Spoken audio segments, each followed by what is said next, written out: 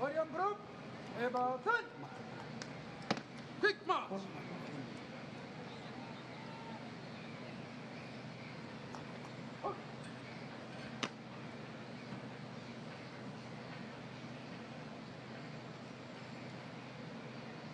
Quick march.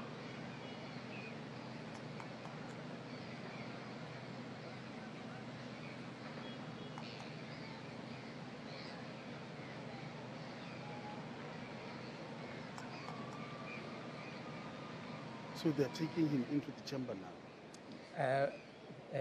They precede the president, but when he enters the chamber, the symbols of parliament, the usher, the sergeant at arms, then the usher of the black rod, the speaker, the chair, the president, and the secretary to parliament. That's the two aide-de-camp you will see move then towards the side, and then the parliamentary procession will enter. As you can see now, the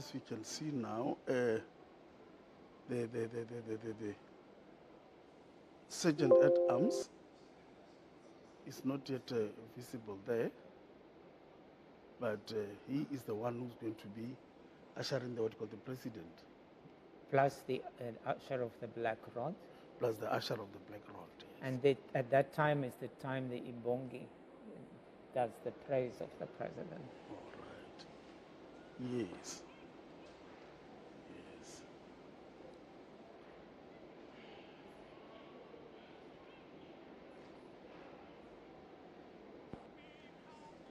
So there it's happening.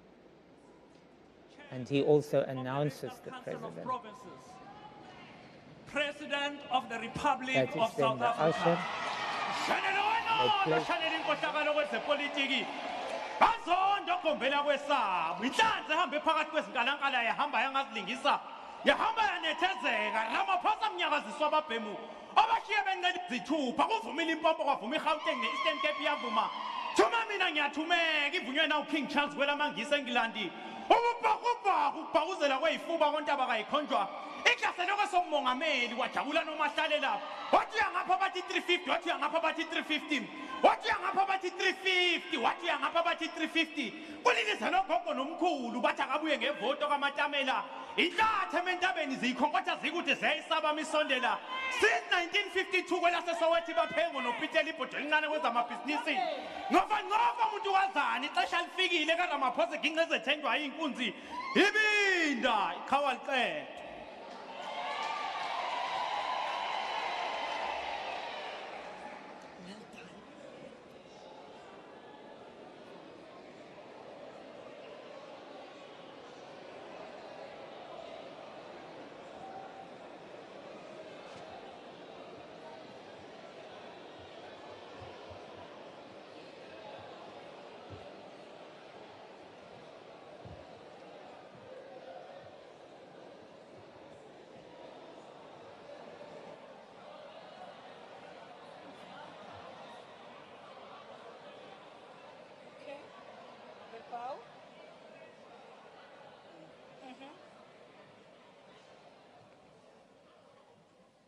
There will now be an opportunity for silent prayer or meditation.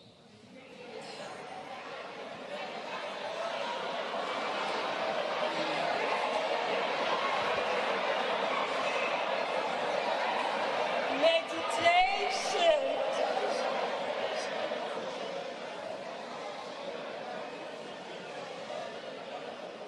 Honorable members, please be seated.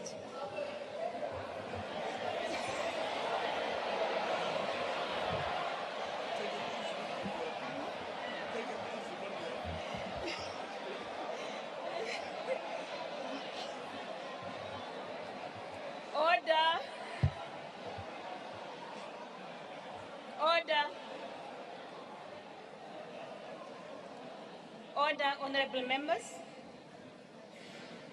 Honorable members, the President has called this joint sitting of the National Assembly and the National Council of Provinces in terms of Section 84(2)(d) of the Constitution of the Republic of South Africa, with Joint Rule 71A, in order to deliver his State of the Nation address to Parliament.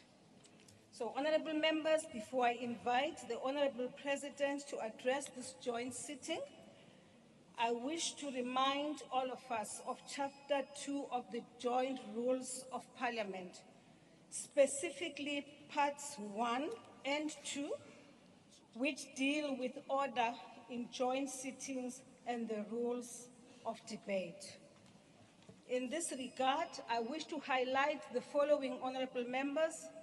Rule 13 provides that an assembly or council member, other than the officer presiding at a joint sitting, may not speak at the sitting unless invited to do so by the presiding officer, or without having obtained the permission of the Speaker and the Chairperson of the Council of Provinces before the meeting. Rule 14, honorable members, states that if the presiding officer is of the opinion that a member is deliberately contravening a provision of these rules, or that a member is in contempt of or in disregarding the authority of the chair, or that a member's conduct is grossly disorderly, he or she may order the member to withdraw immediately from the chamber for the remainder of the sitting.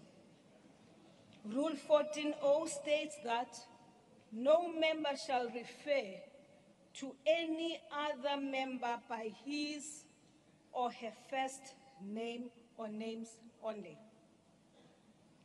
Rule 14(p) states that no member shall use offensive or unbecoming language. Lastly, a point of order is only allowed if it calls attention to the transgression of a joint rule or an accepted parliamentary practice or privilege. Spurious points of order are out of order.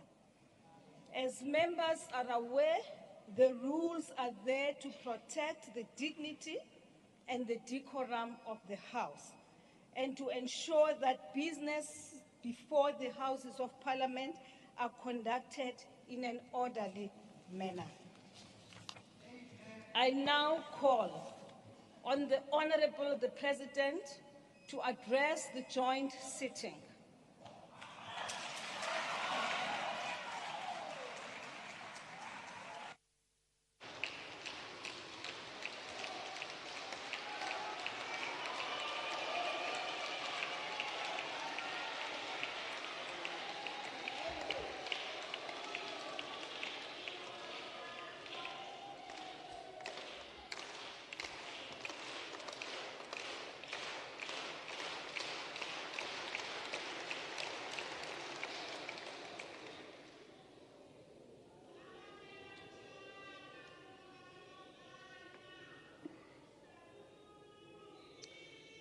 Speaker of the National Assembly,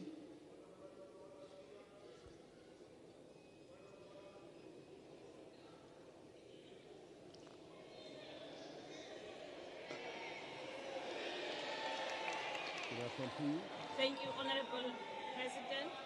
Honorable Malema, what is the point of order?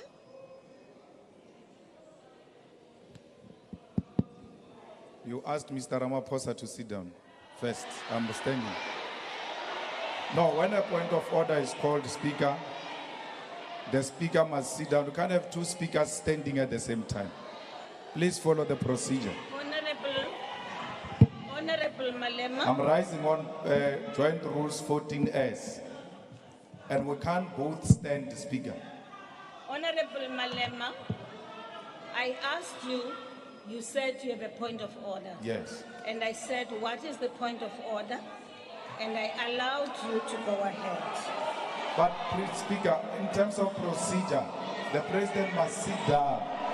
I will order the President Thank you. to sit down if I feel it is necessary for him to do so.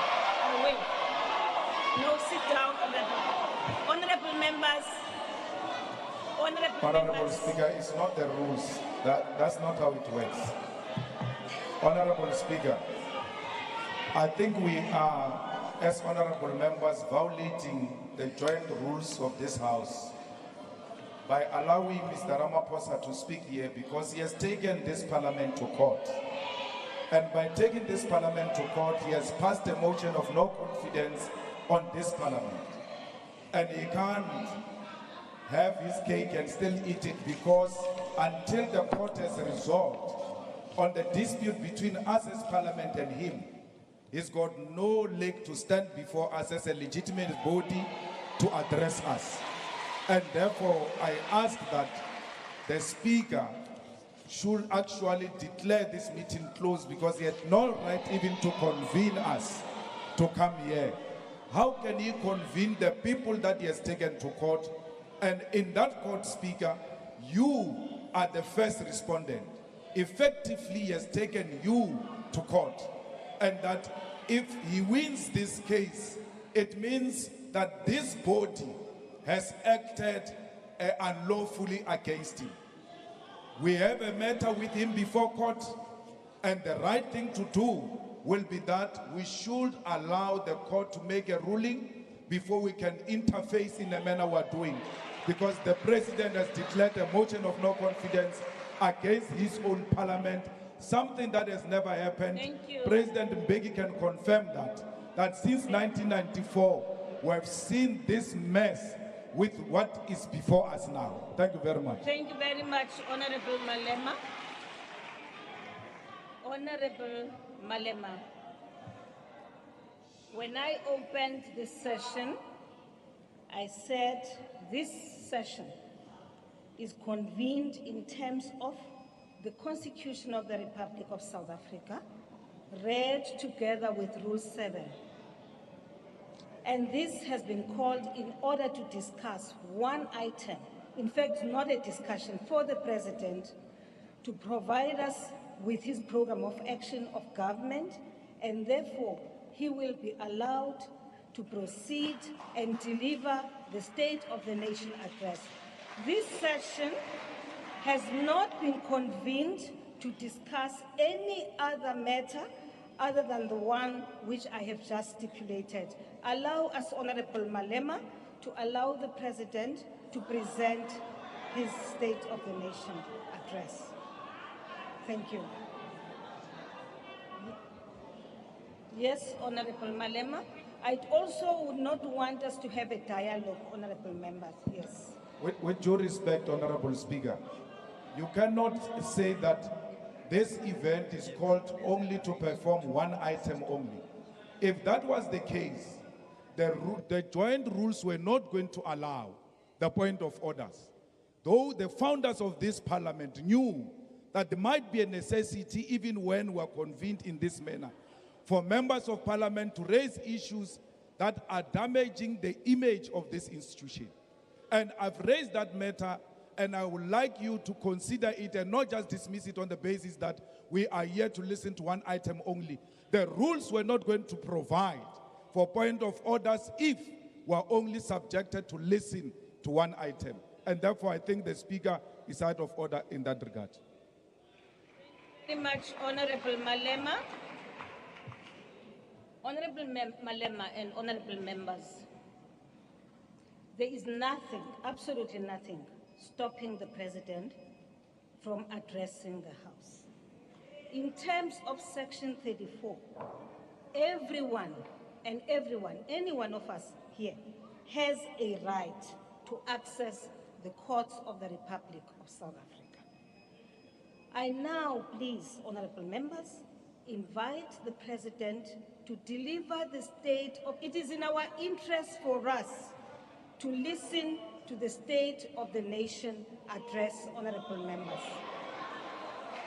Mr. President, you may proceed. Mr. President, What is the point of order, Honorable Member? Speaker, I'm raising on a point of order as is contained in Rule 14S of the Joint Rules of the National Assembly and the National Council of Provinces. We can't bury our heads as Parliament and sit here convened by a person who has disregarded the institutions of the state. We know, as a matter of fact, that there is an issue which the Reserve Bank sought clarity from him on in relation to the money that is in Palapala. He has ignored that recurrently. The revenue collector, the FIC, SAPS, everyone else. There is a point I of think order. that issue we can't bury our heads in the sand and listen to a person who is involved in wrongdoing. Honorable members. And we can't vote wrong into right as Parliament as you did in the last sitting when we were Honorable dealing with the Shivambu, Palapala issue. you are I would now think that is delivering a speech. This is a speech. Next week, no, Honorable Shivambu, please take your seat. Please take your seat. Honorable Member, you know very well that next week you will have 2 days of debate of the State of the Nation address. For now, we are receiving the State of the Nation address from the President. Please, Honorable Member, now that I have raised a point of order with honor, he has raised a point of order, I've finished ruling with that, Honorable Members, shall we now proceed with the State of the Nation address? Zungula? Mr. President, my sincere apologies. I'm told there's a point of order from Mr. Zungula. Honorable Zungula.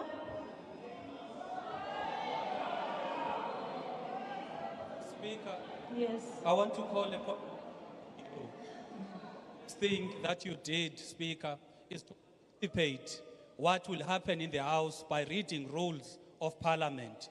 And that is in violation of Rule 90 in terms of the rules. The second point of order, Speaker, is that you are disrupting speakers when they are addressing you. Honorable Zungula. And Speaker, Honorable Zungula, you are please violating take your seat. Rule 66. Please as I'm take your addressing seat, you. Honorable Zungula. You are violating the Honorable rule as I'm speaking to Zungula, you. will Because you you are please interrupting me. take your seat? I'm not done, Speaker. Honorable Zungula, I'm not done. take Speaker, your seat. I'm a member of Parliament. I've got a Honorable right to raise Zungula, a point of order. I am calling you for the third time. Speaker, Honorable Zungula. I am raising a point of order. Honorable I'm raising Zungula. a point of order. Honorable Zungula. Honorable Zungula, I have called you out thrice now. And I am now, no, hold on. Honorable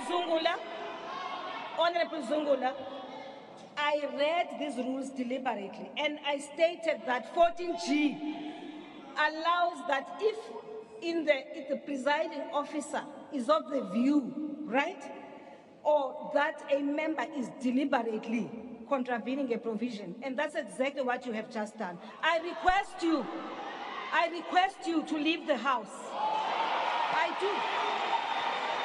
I request you, Honorable Zungula, to leave the House. Honorable Zungula, I request you to leave the House.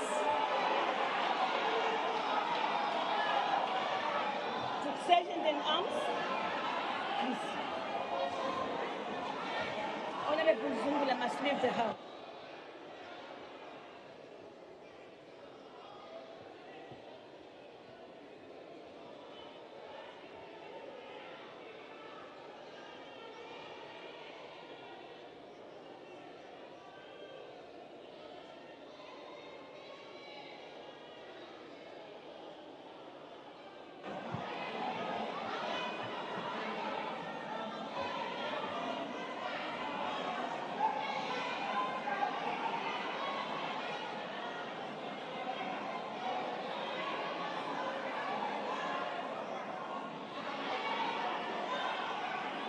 Thank you very much.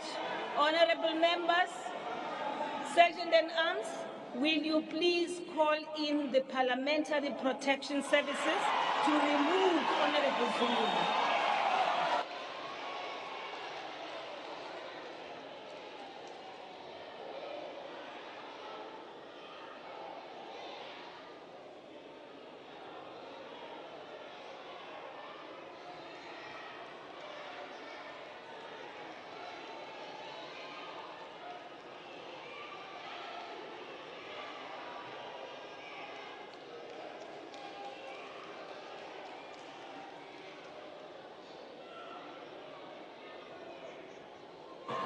I thank you, honorable members. In fact, honorable members, the reason why I ignored what Honorable Zungula raised, it is because it is not, he quoted a wrong rule. And that's it. This matter is now over. Honorable Zungula is out. Shall we then proceed with the State of the Nation address? Mr. President, you may proceed.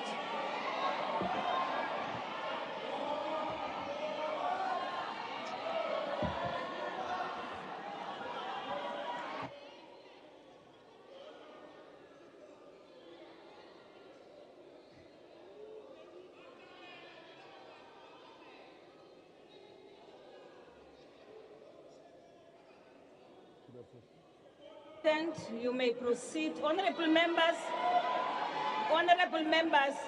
may I just point out that the reason why I've removed Honorable Zungula is not about quoting a wrong rule, but that he defied my instruction. It has come to an end now, honorable members. Honorable Zungula defied my instruction. Will you please lower your hands? We are now proceeding with the business of the day. Mr. President, you may proceed. Thank you, Order, Honorable Speaker. members. Honorable members, I'm not going to allow it.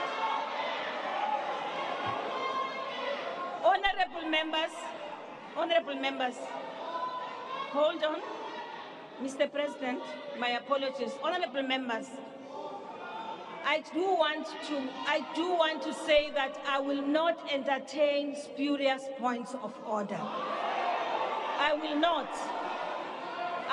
not entertain spurious points of order. Now, honorable members, we are not going to waste time on points of order. I am addressing you, honorable mandate. Just keep quiet until I finish, because I will give you the opportunity to speak. Right? Don't do that. Don't do that. No, don't. Honorable whoever. Honorable Tambo, Wena Pambo, Honorable Pambo, I'm watching you, Honorable Pambo. I am watching you. I am watching you. Honorable Mente.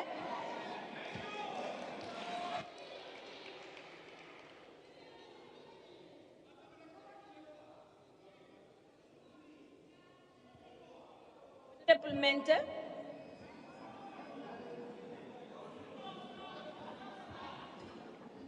We look at the mics, Honorable ICT.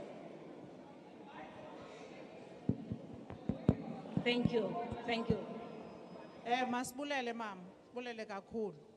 Sizawukhumbula ubana ngo-2021 sabizwa ngupresident kule house esibizela izinga le-GBV eliphezulu. Emva koko wacela i-South Africans ubana ngaba zimncedise ukulwa izinga le-GBV and femicide. Kodwa ephalaphala uthathe umfazi. Wait, mama. Honorable member, wait. Bamhlukumeza amapolisa phansi kwakhe. Honorable member, wait. On what point are you rising? On a point of order 14S. Point of order 14S. Point of order and 14S. of the rules. 14L and 14S of the rules. 14 Of joint rules. Will you please Yes. go through that, Honorable Member? I don't have the book with me. Honorable It Member. allows me to address you. Honorable Member, the issue you are raising has nothing to do with what we are doing right now, with the business of the House. Mama, 14S, when a point of order is raised, the member called to order shall resume his or her seat. Therefore, I'm calling a point of order. Everyone else must listen. And ngenhlonipho mama. Ungangeni emlonyeni. Ngenhlonipho. Honorable Member, So, mama, the point of order you are raising has nothing to do with the violation of the rules which we are working on, of the joint rules. It has everything to do. You are now engaging in a debate. Mama, if ubundimamele, This is a debate. If ubundimamele, uzayiva le nto ndizayithetha. Awukhange undinike nethuba loba nditsho uba ndifuna uthini. Honorable Member. Okay. Now, umongameli endlini yakhe ngexesha lento yephalaphala. Umfazi obephayana kunye No, namadoda. Honorable Member. Uhlukunyeziwe. You are out of order. You are out of Phansi order. kwesandla sakhe. Honorable Member, you are out of order. This has nothing to do with the debate. Next week, if you think that you want to raise issues related to GBV, you will have an opportunity to do so. Right now, we are on item 1, and that item is only one only, and that is the State of the Nation address. Honorable members, please allow me to rule that I will not allow any more points of order unless the point of order, unless I haven't finished, honorable members, unless the point of order is related to the business of the day today, honorable members. Honorable member, we now. Ukhatebe, Honorable Khatebe.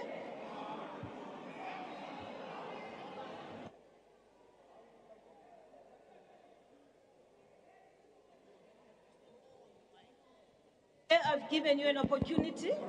Thank you, Honorable Speaker. I'm rising on the fact that you have already made a ruling. You have already made a ruling that you are not going to take any points of order anymore. Number two, Honorable Speaker. Number two, we cannot allow people to come and introduce a debate instead of a point of order. I request that the ruling you have made must be respected. Thank you. I thank you, Honorable Khatebe. You are very correct, Honorable Member. Yes, he is. He is. I ruled that, Honorable Members, that we are now, in fact, I think we are now done. I've given an opportunity to Honorable Members to raise their issues, and none of what you are raising is related to what we're about here today. Honorable Dlamini, please, we want now to proceed. Honorable members, we want to proceed with the business of the House. It is now 20 past, since 20 minutes after, since we started with this. We now proceed, Honorable. Did I recognize him? Honorable Dlamini, yes? On what point are you raising? Are you rising? I'm rising on Rule 14U. Which 14U. 14U. I hope I must speak as a book and I read it to you. Yes. So order paper page I pass up Yes. Yes. Speaker. Yes. As was seated here. How much more as a country must allow such incompetence to come and address us? This man who sits here, Mr. Honorable Member, point of order. Point of order, withdraw that. 1 billion has not given those people. Withdraw what you have done. This is not, don't say this man, it's an honorable member. It is an honorable Oh, member. Honorable Mr. Ramaphosa. Number 2, Yes, Honorable Yes, Speaker. Dlamini, Yes, Speaker. Honorable Dlamini, Yes, Speaker. shall we please respect one another No problem. and maintain the decorum of the House? Honorable problem. Dlamini, this is the President of the Republic of South Africa. Is That's Mr. number Ramaphosa? 1. Number 2, Honorable Member, I'm Okay. talking now. No problem. Kuluma Speaker Mlalele. Honorable Dlamini, Yeah, Mama. will you please now take your seat? But I'm not speaking. Thank you, Honorable Dlamini. Dlamini, please, Honorable Member, please take your seat. Uzawuphuma ke ngoku. Thank you, Mr. President. Mr. President, proceed. I see the game which you are playing, honorable members. And I will not allow you to proceed with it. This business of SONA will continue. I will not allow you to, Honorable Mawutwe, I'm addressing you, please stop that. Lower your hand. Thank you very much, honorable members. Please, let us respect one another. Thank you. Honorable the President. There is no point of order now. Is no point. I've given you adequate time and you are not raising issues relevant to what we are discussing here today. What you have been doing is to raise spurious points of order. I'm not allowing it. Proceed, Mr. President. Proceed. Thank you, Honorable Speaker.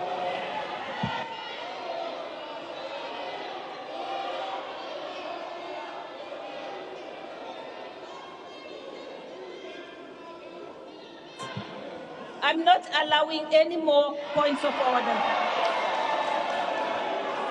Honorable Malema, I'm not allowing you. Honorable Shivambu, I am not allowing you. Honorable Mawutwe, I am not allowing you. Honorable Njozi, I am not allowing you to speak. Honorable Mkalipi, I will not allow you to speak. Honorable Tambo, I will not allow you to speak. Honorable Pambo, I will not allow you to speak.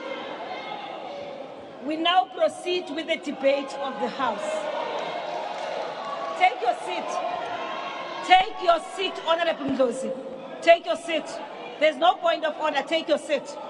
There is nothing out of order at all right now. There is absolutely nothing out of order right now. We proceed with the business of the House. You may continue, Mr. President.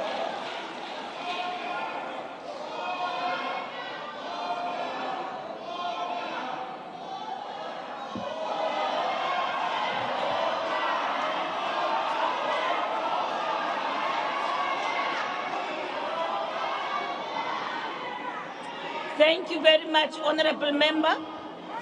Mawutwe, Honorable Member, please lower your hand. Honorable Members, I don't want to find ourselves in a space where we have to enforce the rules. We all understand what the rules are. Honorable Tambo, uzawuphuma tata. Very soon you are going to be out. Uzawuphuma. No, man. We can't be disrespected in this way. South Africans would like to listen to the State of the Nation address. What you are doing, honorable members, is disrespecting not this assembly, but you are disrespecting all South Africans. I will not allow any more points of order. I have ruled and I am not going back on that one. If you do not want honorable members to be part of this session, if you don't want to be part of the session, if you don't want to listen to SONA, please, you may simply walk out and wait for us outside. That's it.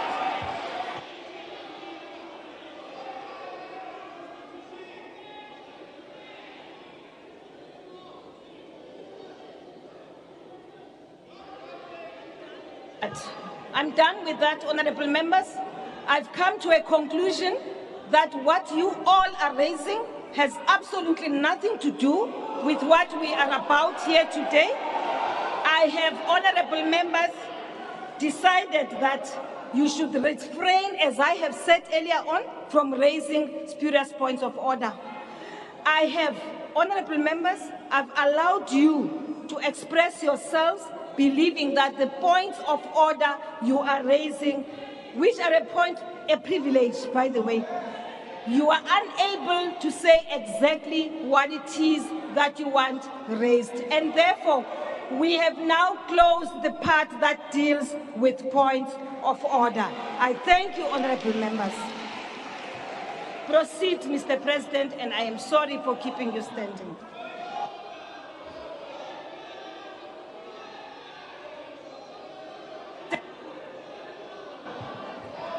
Proceed, Mr. President. Thank you. Speaker of the National Assembly, Ms. Nosiviwe Mapisa Ngakula,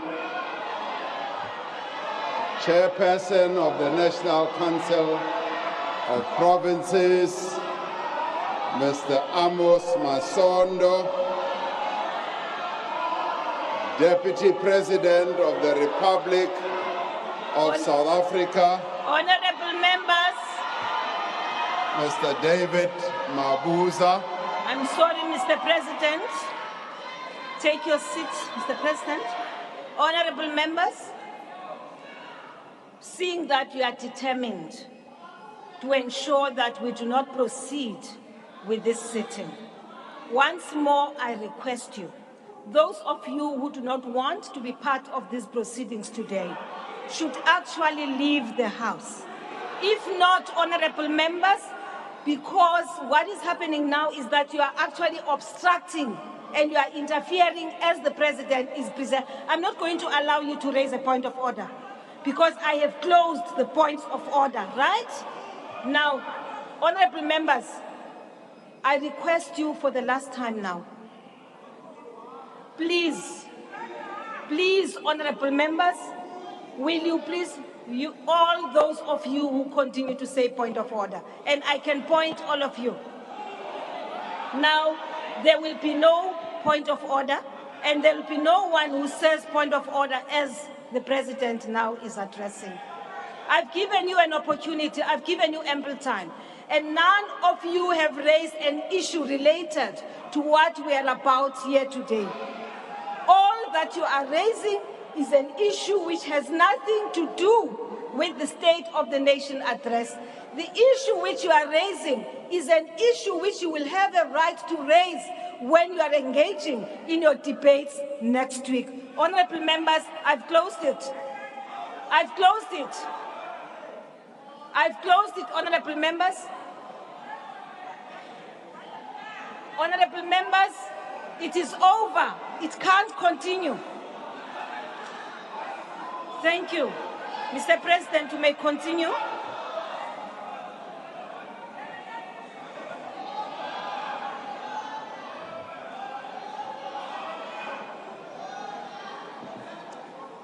Thank you, Honorable Speaker.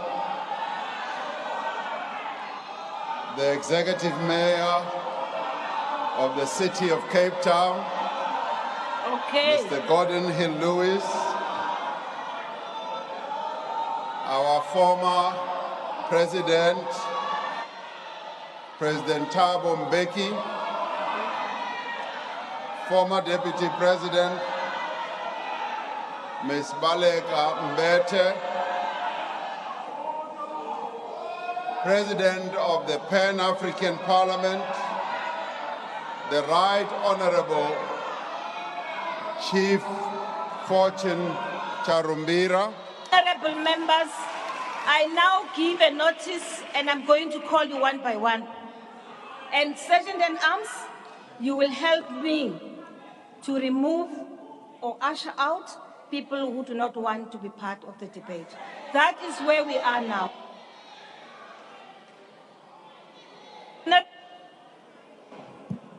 Honorable Shivambo, Honorable Malema, Honorable Mente, Honorable Mawutwe, Honorable Dlamini, Honorable Ndlozi.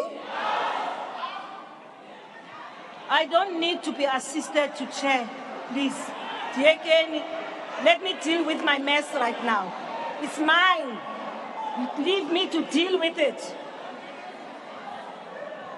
Honorables, the ones I've just called now, you can leave the house.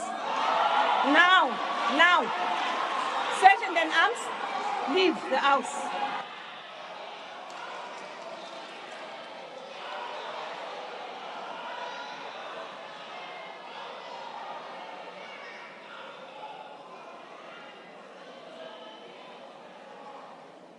All those whose names I've called out must leave the house.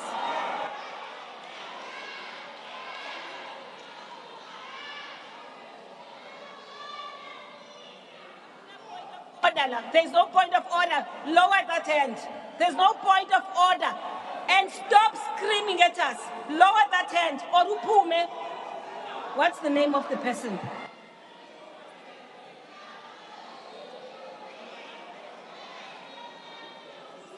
Honorable members, you are refusing to leave the house? Thank you.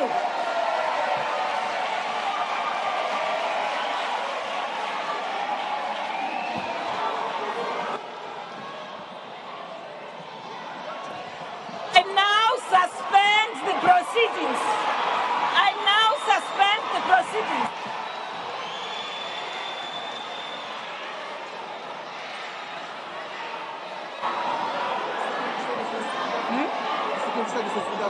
Security services, you may intervene.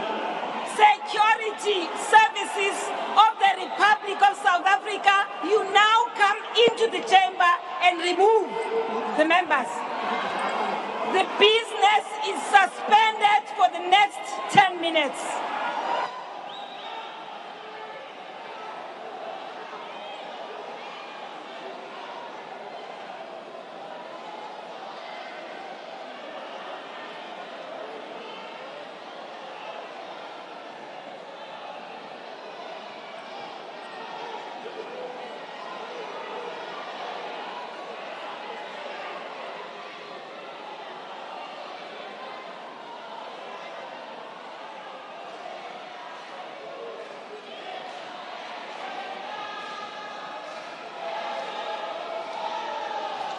Honorable members, hold on.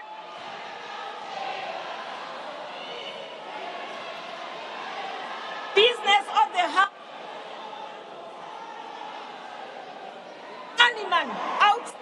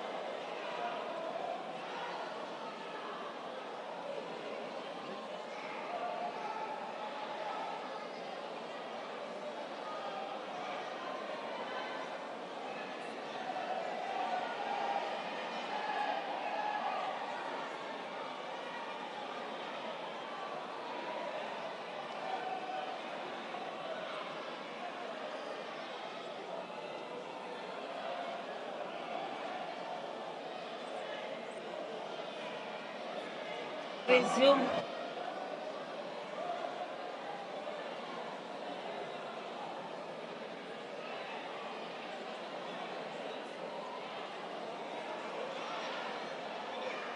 Honorable members, the ladies of the PPS, honorable members, the ladies of the PPS, will you please remove the ladies?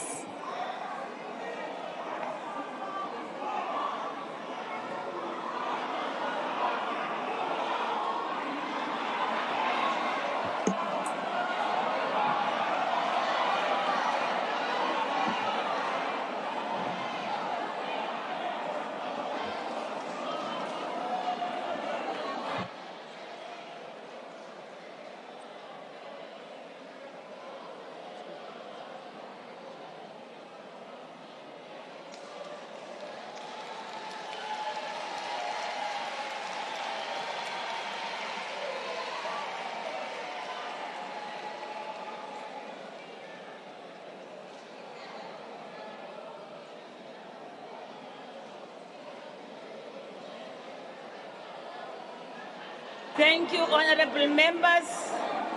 Honorable members, we will now resume the business of the House.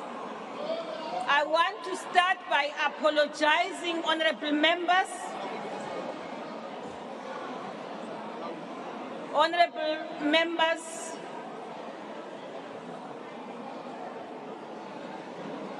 I've noted your hand, honorable member. May you please allow me to address the House first.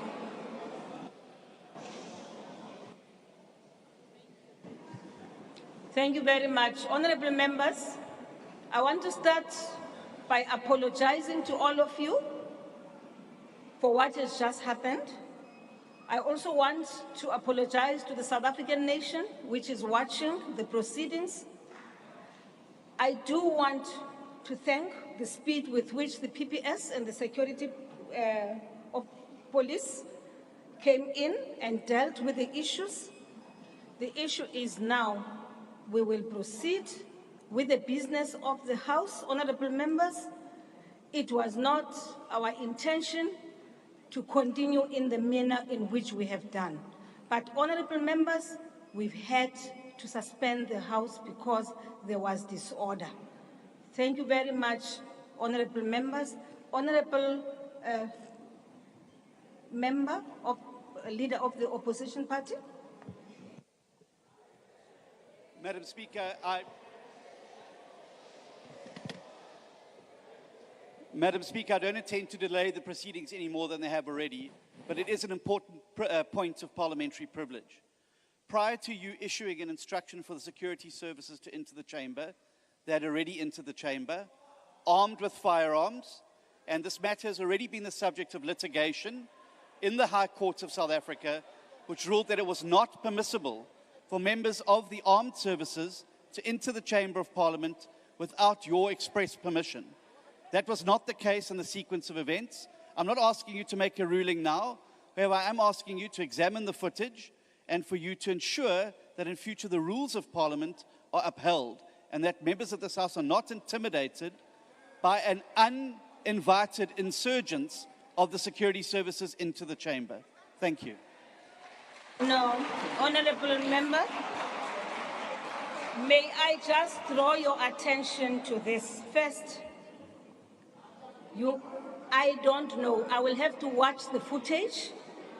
But what I do know is that the honorable members who I had called out and requested to leave the chamber had not been invited to climb the stage where the president was sitting. That I must say, rules or no rules.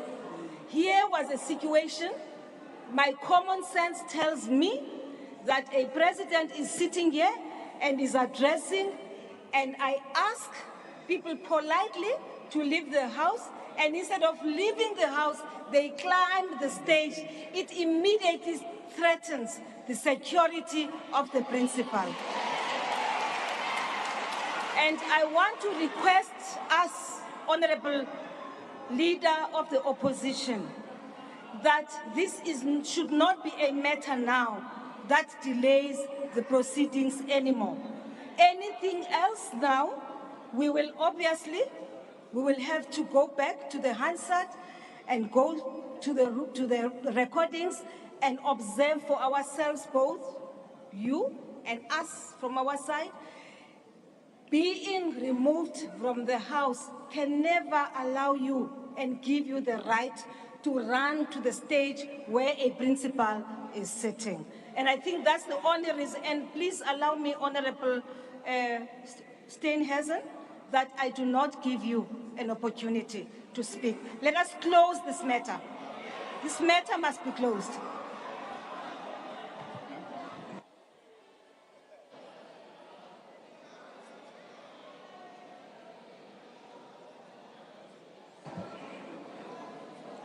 You see, honorable member, there's a rule here which says, in the event of violence or a reasonable prospect of violence or serious disruption of the sitting, as a result of a member's resistance to be removed, right? Now, the presiding officer may suspend the proceedings. And that is the basis on which I suspended okay, I see you disagree, and I will allow you once, and you, hold on, honorable members, I know you know the rules. You understand. I have a reason for doing this right now. Honorable Steenhuisen. I apologize, Mr. President, for delaying you further than you've been delayed already. But this is an important point, and it's important for our Parliament. Madam Speaker, at that stage that the security services rushed in, there was at that stage no threat to life or limb. Furthermore, they can only enter the chamber upon your invitation. That was not the case. They entered the chamber prior to you saying, I invite the security services in to stabilize the situation. It is a very important point for you as the presiding officer to protect our Parliament from incursion from forces that account to the executive.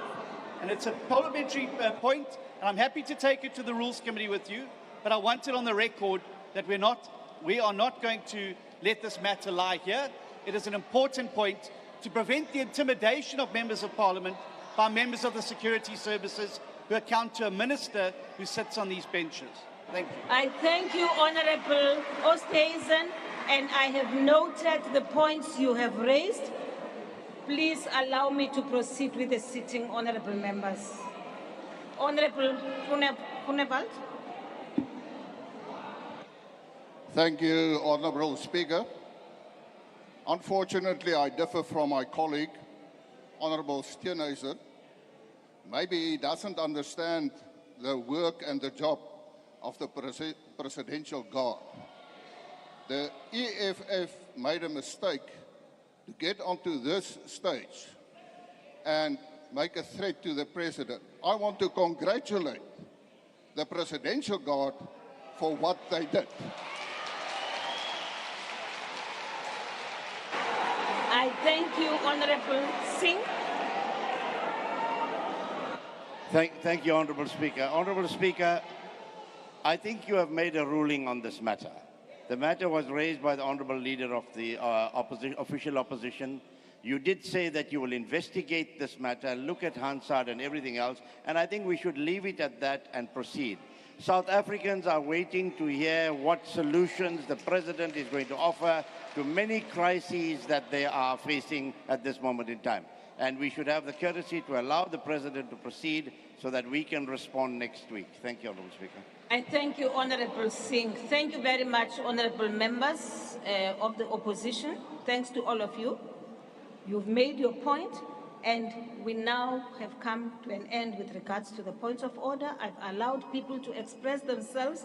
We are now proceeding with the business of the State of the Nation address. Proceed, Mr. President.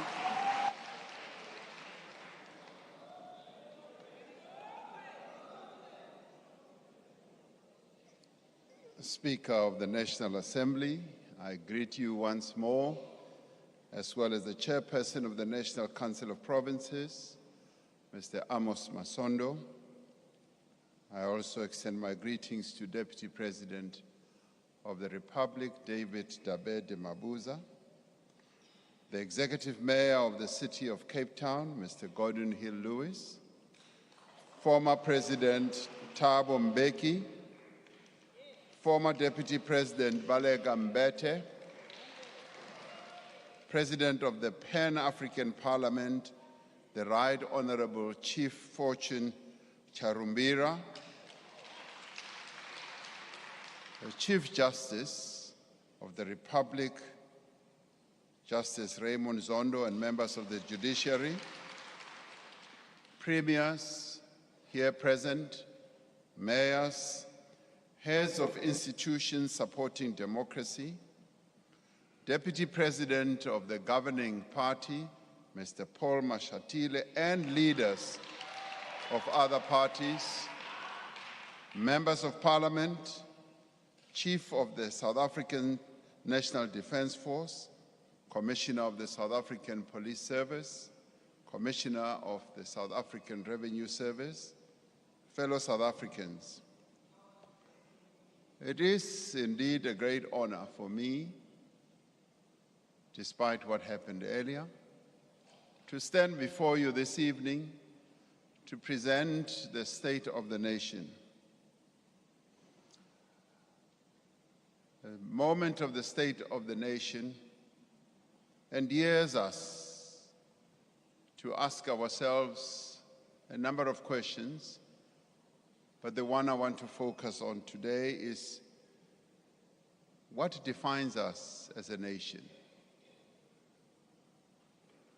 We are not a nation defined by the oceans and the rivers that form the boundaries of our land. We are not defined by the minerals under our earth or the spectacular landscape above it. We are not even defined by the languages and the cultures that we have as a people, or by the songs that we sing, or even by the work that we do. We are, at our most essential, a nation defined by hope and resilience. It was hope that sustained us during the struggle for freedom, and it is hope that swells our sails as we steer our country out of turbulent waters to calmer seas. Even in these trying times, it is hope that should sustain us and fuel our determination to overcome even the greatest of difficulties. And difficulties we have by the ton. Just 3 years ago, our country was devastated by the worst global pandemic in living memory. Thousands of lives were lost. Companies that employ many of our people closed, and jobs were lost. COVID-19 did not browbeat us into submission or disillusionment. Working together, we overcame that crisis, and we have started to recover. And it is important for us to pause for a moment and look back whence we have come. That we have recovered, much as a number of families, more than 100,000 or so, have lost their loved ones. But it is during this period, as we look back and as we look at what has been unfolding, that we need to say there are certain things that are happening in our country that we need to take note of. Today, our economy is larger than it was before the pandemic.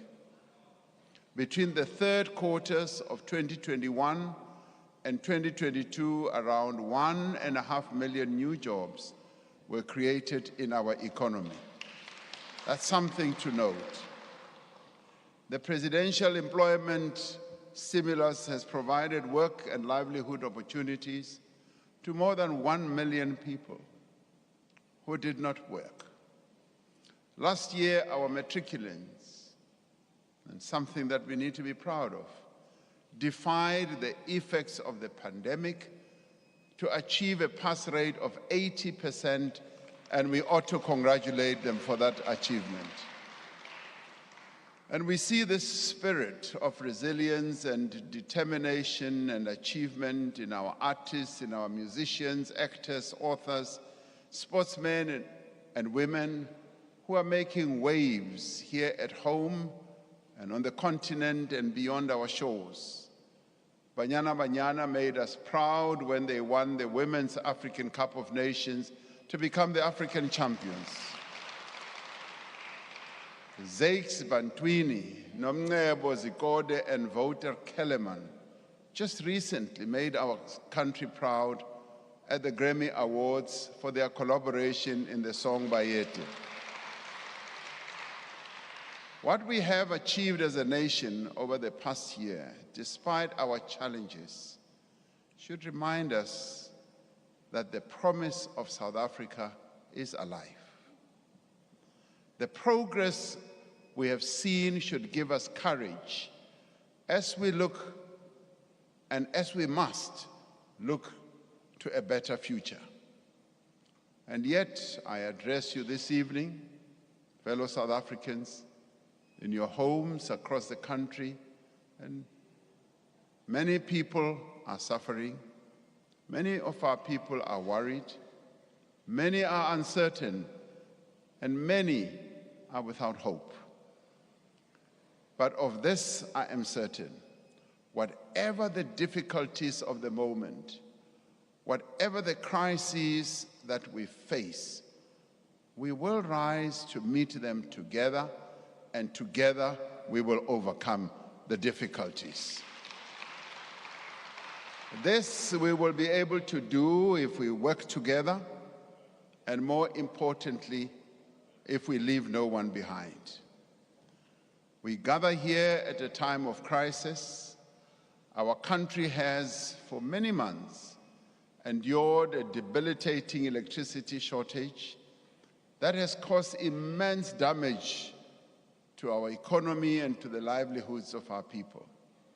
And for 2 years before that, our society, as I said, was devastated by COVID-19.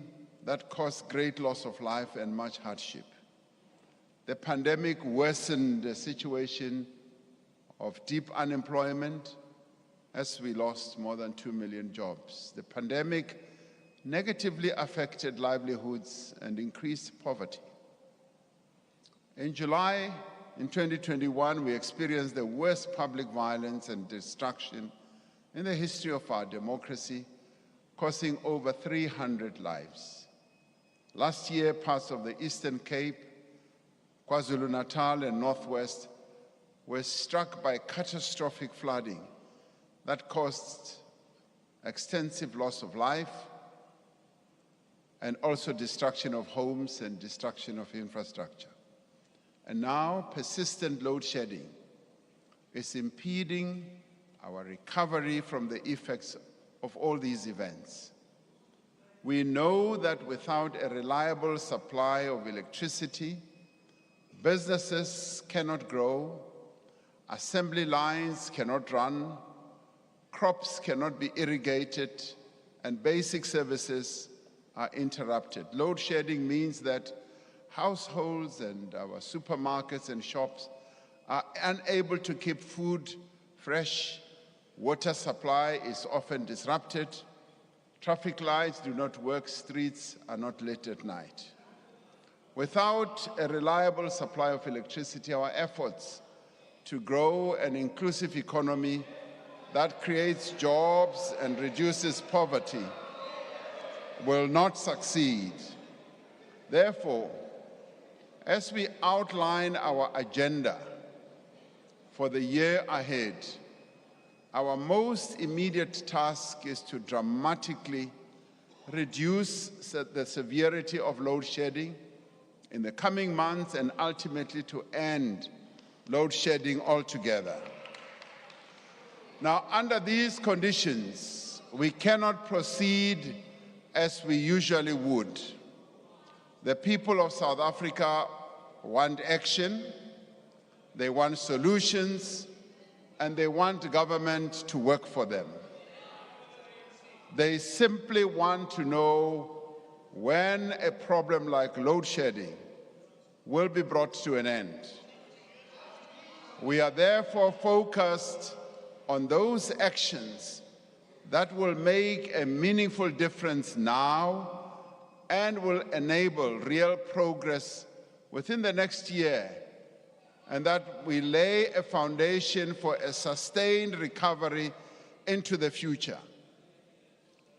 We are not presenting a new plan, nor are we outlining here the full program of government.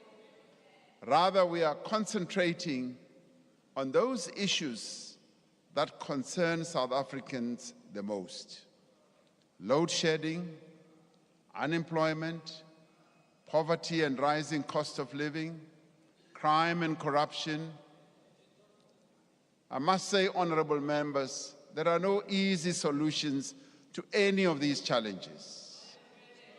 Yet we have the strength, the means, and the wherewithal, yes, to overcome them. If we work together and act boldly and decisively, leaving no one behind, we will be able to resolve our challenges. This State of the Nation address is about seeing hope where there is despair. It is about showing a way out of these crises. This evening, we will give an account of a number of areas where progress in implementing the commitments we made in last year's State of the Nation address has been made. And there are others where progress has not been made. And we will be quite candid about that. Over the course of the last year, we have laid a firm foundation based on the commitments that we made for faster growth through our investment drive. The economic reforms that we have embarked upon, public employment programs, and an expanding infrastructure program. What is clear from our experience of the last few years, indeed from our history as a democracy, is that we are not a people easily resigned to our fate.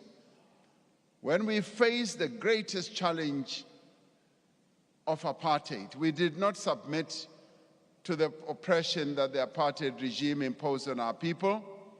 We stood firm and engaged in a struggle, hopeful that our cause would triumph, and it did. Against all odds, we were able to succeed. We can and we will change the circumstances in which we find ourselves today. We are both able and determined to overcome the difficulties that we face and place our economy on a firm path of recovery. Our most immediate priority is to restore energy security. We are in the grip of a profound energy crisis, the seeds of which were planted many years ago. We cannot undo the mistakes that were made in the past, the capacity that was not built, the damage that was done to our power plants due to a lack of maintenance, and the effects of state capture on our institutions. What we can do is to fix the problem today, to keep the lights on tomorrow and for generations to come. In July last year, I announced a clear action plan to address the energy crisis. This was to address the electricity shortfall of 4,000 to 6,000 megawatts. The plan outlined 5 key interventions. First, to fix Eskom's coal-fired power stations and improve the availability of existing supply. Second, to enable and also to accelerate investment in generation capacity. Thirdly, to accelerate procurement of new capacity from renewables, gas, and battery storage. And fourth, to unleash businesses and households to invest in rooftop solar. The fifth one, fundamentally, to transform the electricity sector to achieve long-term energy security. Now, many experts agree that this plan is the most realistic route to end load shedding. Now, during the last 6 months, we have made important progress in the implementation of this plan. We have taken steps to improve the performance of Eskom's existing power stations so that the coal-fired power stations that provide 80% of our electricity produce the amount of electricity for which they were designed. Under its new board, Eskom is deploying people and resources to improve the reliability of the 6 power stations that have contributed most to load shedding. Eskom is urgently fast-tracking the construction of a temporary solution to bring back 3 units at Kusile Power Station following the collapse of the chimney or the flue last year, while simultaneously repairing the permanent structure. We are rebuilding the skills that have been lost over time. And we have already recruited a number of skilled personnel to senior levels to be deployed at underperforming power stations. And this is where South Africans have come to the fore, voluntarily and offering their services. And it has just been amazing the way South Africans have rallied together to say this is our common problem and we must work together to resolve it, and not stand on rooftops and just criticize, but find ways of resolving these problems. The Engineering Council of South Africa has offered to give as much assistance as required by deploying engineers to work with the management teams at power stations. We have deep skills and expertise right here in South Africa. We just need to use them. National Treasury is finalizing a solution to address Eskom's 400 billion rand debt burden. And they are doing so in a manner that is equitable and fair to all stakeholders, which will enable the utility to make the necessary investments in maintenance as well as transmission. Government will support Eskom to secure additional funding to continue purchasing diesel for the rest of the financial year. This should reduce the severity of load shedding, as Eskom will be able to use its diesel-run plants when the system is under strain. Eskom has launched a program to buy excess power from private generators and has already secured some 300 megawatts, also from neighboring countries around us. The South African Police Service has established a dedicated team with senior leadership to deal with the pervasive corruption and theft at several power stations that has contributed to the poor performance of a number of these stations. An intelligence-driven operation at Eskom-related sites has also so far resulted in the arrest of a number of people, and we are counting 43 and going upwards. As part of the broader reform process, the restructuring of Eskom that we previously announced and spoke about here in this Parliament is proceeding, and the National Transmission Company will soon be operational with an independent board. Later this year, we will table the Electricity Regulation Amendment Bill to this Parliament to transform the energy sector and establish a competitive electricity market like what is done in other countries. As indicated in July last year, and with a view to addressing load shedding crisis, we are going to proceed with the rollout of rooftop solar panels. In his budget speech, the Minister of Finance will outline how households will be assisted and how businesses will be able to benefit from a tax incentive. And National Treasury is working on adjustments to the bounce back loan scheme to help small businesses to invest in solar equipment and to allow banks and development finance institutions to borrow directly from the scheme to facilitate the leasing of solar panels to their customers. One of the potent reforms we have embarked upon is to allow private developers to generate electricity. There are now more than 100 projects which are expected to provide over 9,000 megawatts of new capacity over time. A number of companies that have participated in the renewable energy program will soon enter construction and will deliver a total of 2,800 megawatts of new capacity. And ESCOM will procure emergency power that can be deployed within 6 months to close the immediate gap. We are investing in new transmission lines and substations, especially in areas such as the Eastern Cape, Northern Cape, and Western Cape.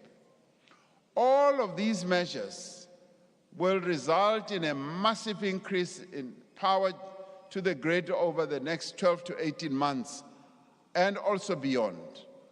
Now, this power will be in line with our diverse mix of energy sources, including our current coal-fired power stations, solar, wind, gas, nuclear, hydro, and battery storage. To fully implement this plan, we need a central coordination, and we also need to take decisive action. Some of the processes have been held up by regulations, have been held up by various processes that are embedded in the architecture that we have regarding energy. In a time of crisis, we need a single point of command and a single line of march. Just as we address the cause of the crisis, we also need to address its impact. Now, the crisis has progressively evolved to affect every part of society. We must act to lessen the impact of the crisis on farmers, on small businesses, on our water infrastructure, on our transport network, and a number of other areas and facilities that support our people's lives. Now, in considering all these matters and the crisis that we are in, the National Disaster Management Center has consequently classified the energy crisis and its impact as a disaster. We are therefore declaring a national state of disaster to respond to the electricity crisis and its effect.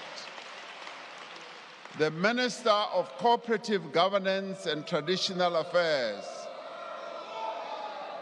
has just gazetted the declaration of the state of disaster, which will begin with immediate effect.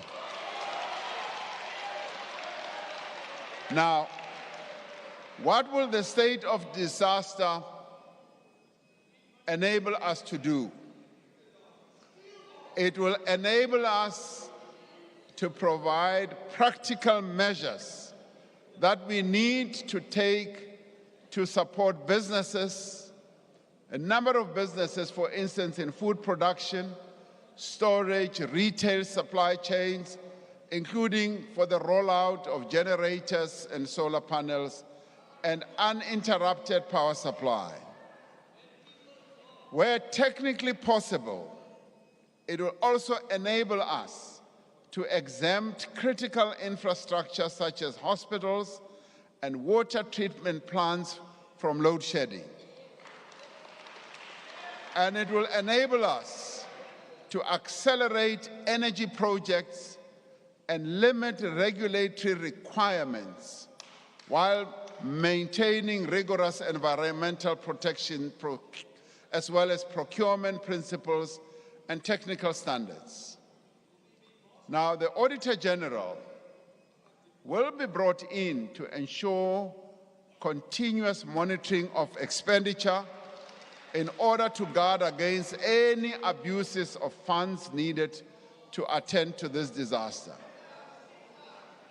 Now, to deal more effectively and urgently with the challenges that confront us, I will appoint a Minister of Electricity in the Presidency to assume full responsibility for overseeing all aspects of the electricity crisis response.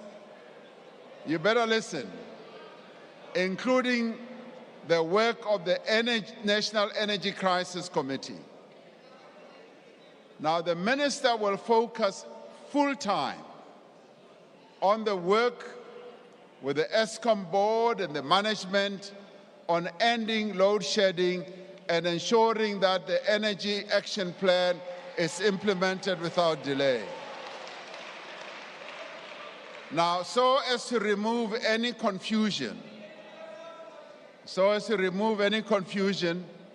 the Minister of Public Enterprises will remain the shareholder representative of ESCOM and steer the restructuring of ESCOM and ensure the establishment of the transmission company, oversee the implementation of the Just Energy program, and oversee the establishment of the SOE holding company.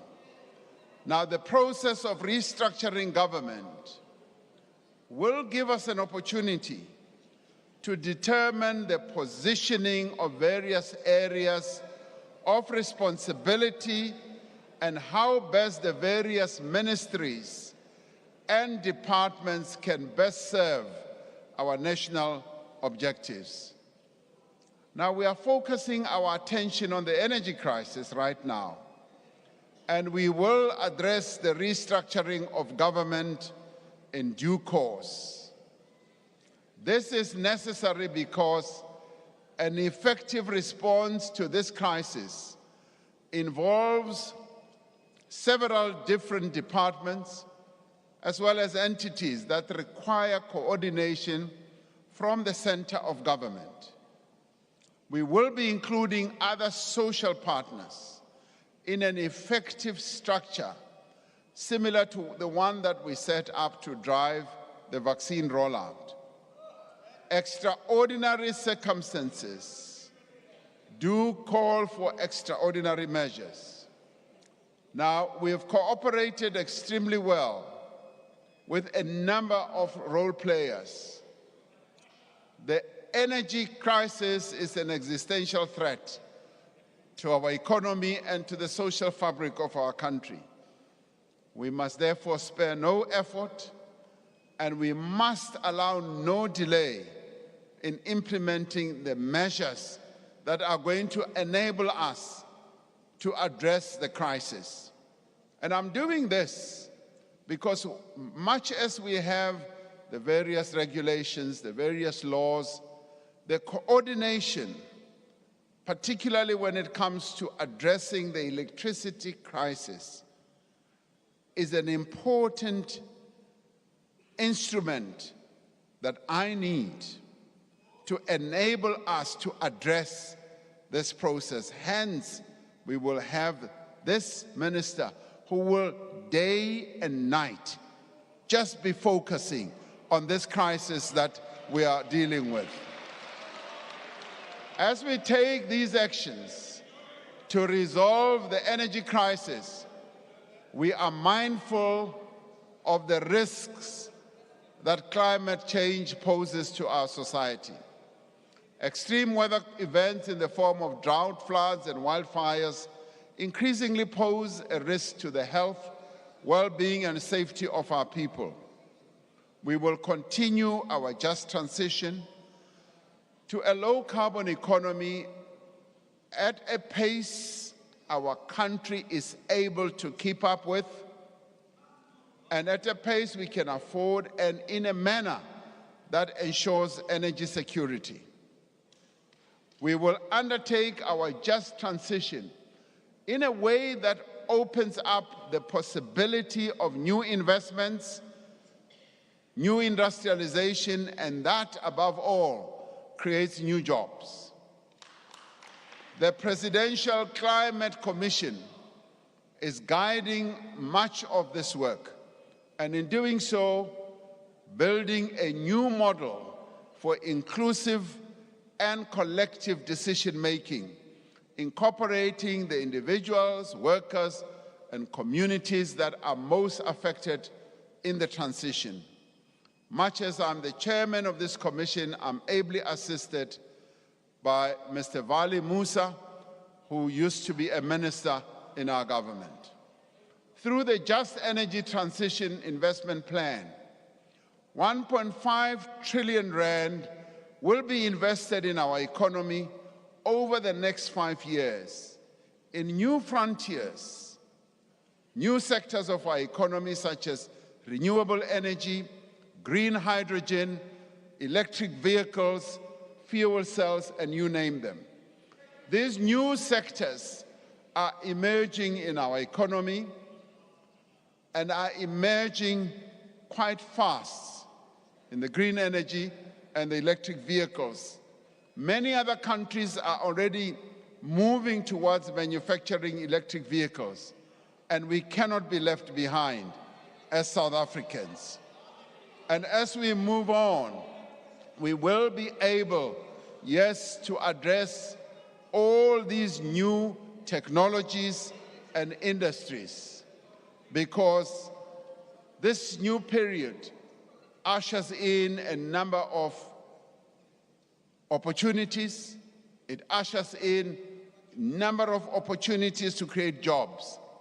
A number of projects are already underway, including the development of the new facility by Sasol at Boegoebaai in the Northern Cape, the Priska Power Reserve in the Free State, and the Hydrogen Valley Initiative in Limpopo and KwaZulu-Natal. The Northern Cape has already attracted well over 100 billion rand in investments in renewable energy projects. Now, these projects, no doubt, are going to create a lot of jobs.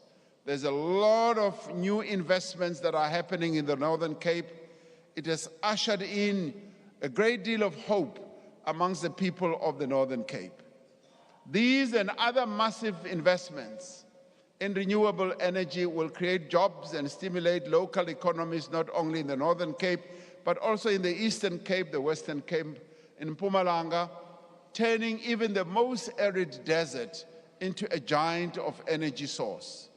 Above all, our just transition will prioritize workers and communities in vulnerable industries to ensure that no one is left behind.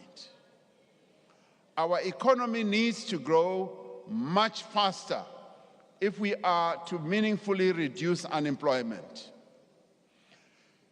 And in terms of unemployment in our country is a structural form of challenge and problem, but we need to address it. In the State of the Nation address last year, we spoke of our intention to forge a comprehensive social compact that would join all social partners in a common program to rebuild our economy and to enable higher growth. But I must say tonight that we have not been able to conclude a comprehensive social compact in the time frame we had envisaged, because a number of new circumstances emerged that made it difficult for social partners to forge a consensus. But the good thing is, the social partners have expressed their intention, and I've been talking to them up till just yesterday. Both labor, business, and community, they have expressed a clear intention to conclude a social compact and have continued to work on a framework to enable joint action in key areas such as energy, transport, logistics, employment creation, and skills development. I have no reason to doubt the commitment that they have expressed to me.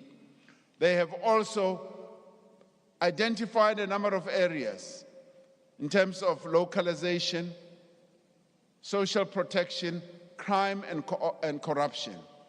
While we remain committed to forging a new consensus amongst all sectors of our society, we have also undertaken practical collaborations in specific areas.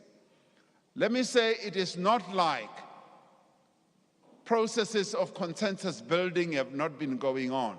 They have. A number of other compacts have been concluded amongst our social partners. We see the commitment of all social partners in the compacts that have been forged to fight COVID-19 pandemic, undertake the largest vaccination program where we worked very closely with business and labor. We have seen it in initiatives like the Solidarity Fund that mobilize society, that mobilize citizen activism and the funding to achieve common goals, and in partnership to end gender-based violence and femicide, and also to respond to the effects of climate change. We have seen the benefits of this approach to promote investment and to develop master plans in sectors of the economy such as automotives, clothing and textiles. Many of us will remember that clothing and textiles had almost been wiped out in our country. Social partners got together and decided that we've got to save our clothing and textile industry. We've seen them work together in poultry, in sugar, agriculture, and global business services. The master plans that have been concluded are supporting the revival of various sectors of our economy. They're also bringing about investment by the private sector and yielding new jobs and supporting livelihoods. We are pleased that the social partners, particularly business, has been providing support to implement the Energy Action Plan in the spirit of social compacting. Similarly, we have developed a close working relationship with both labor and community-based organizations in supporting other aspects of the energy crisis response. Just as energy is essential for economic growth, so is another important area of South African life, a reliable water supply and efficient transport and road infrastructure system. Our rail network has suffered from many years of underinvestment. It has suffered from lack of maintenance. It has also suffered from criminal activity and inefficiency. Now, to address this, last year we adopted the National Rail Policy to guide the modernization and reform of the rail sector, providing, amongst other things, for third-party access to our rail network. Those who have money, that they should come and participate without diluting the important role that is played by government. We are working across government to develop a Transnet roadmap that will translate our policy commitments into reality, including the restructuring of the Transnet freight rail to create a separate infrastructure manager to the rail network by October of this year. Transnet and private sector companies will conclude partnerships at the Durban and Ngqura container terminals to enable new investment in our ports and improve their efficiency. Now, this will help our ports to regain their global position as some of the most efficient ports once again. There has been great success, for instance, in repositioning Port Elizabeth Automotive Terminal, which has more than doubled its capacity and has already seen an increase in exports. Many more vehicles destined for overseas markets are rolling off the Port Elizabeth Automotive Terminal. Transnet is also rehabilitating its idle locomotives and expanding its fleet. And soon there will be a solution to the challenge that, yes, we've been facing with regard to getting our locomotives to move once again. We have faced challenges in the transportation of commuters, on passenger rail, and this has been raised sharply by trade unions with us who represent the working people of our country. Now, following the restructuring that is underway in PRASA, 13 commuter rail lines have been reopened, significantly reducing the costs of travel for many workers. The reliable supply of water is essential for the well-being of people and the growth of our economy. As I drink my water now. Now, to ensure water security now and into the future, the Department of Water and Sanitation is leading the process of investing in major infrastructure projects across the country. And the Water Department, the Water Ministry, has a deep knowledge of the water network throughout our country. And they've already made out plans for various water systems in our country and what we need to do. Now, after being delayed for several years, full-scale construction works for the Lesotho Highlands Phase 2 project will commence this year. I will be going to Lesotho with the Prime Minister of Lesotho to go and see the works that are underway. The Lesotho Highlands project is critical for ensuring security of water supply to Gauteng, Free State, Mpumalanga, Northwest, as well as the Northern Cape. Several decades after it was first proposed, and 9 years after a sword-turning ceremony was held, the first phase of Umzimvubu Water Project will start this year, the very coming financial year, which starts this very year. Now, this phase, which involves construction of the Ntabelanga Dam, irrigation infrastructure, and the distribution of water to surrounding communities, will be financed by government. The next phase to be constructed will be the Lelani Dam, which will include a hydropower station.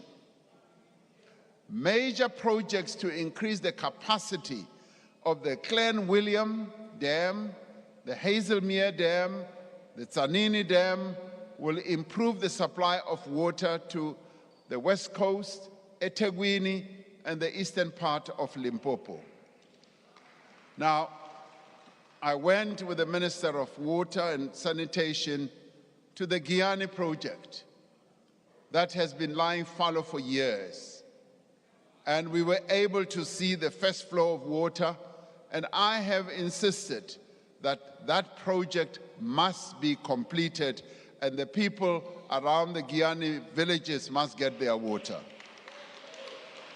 Last year, we announced a comprehensive turnaround plan to streamline the process for water use license applications, which is vital to enable greater investment.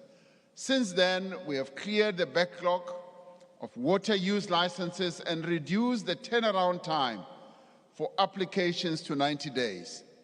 Now, we did identify this as one of the reform processes that we spoke about here. And that has now been reduced. Number of people used to wait up to 3 years just to get a water license. It's now been reduced to 90 days.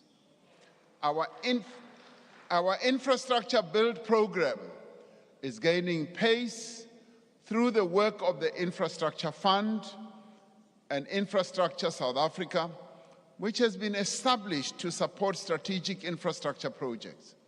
One of the greatest obstacles to infrastructure investment is the lack of technical skills, project management capacity.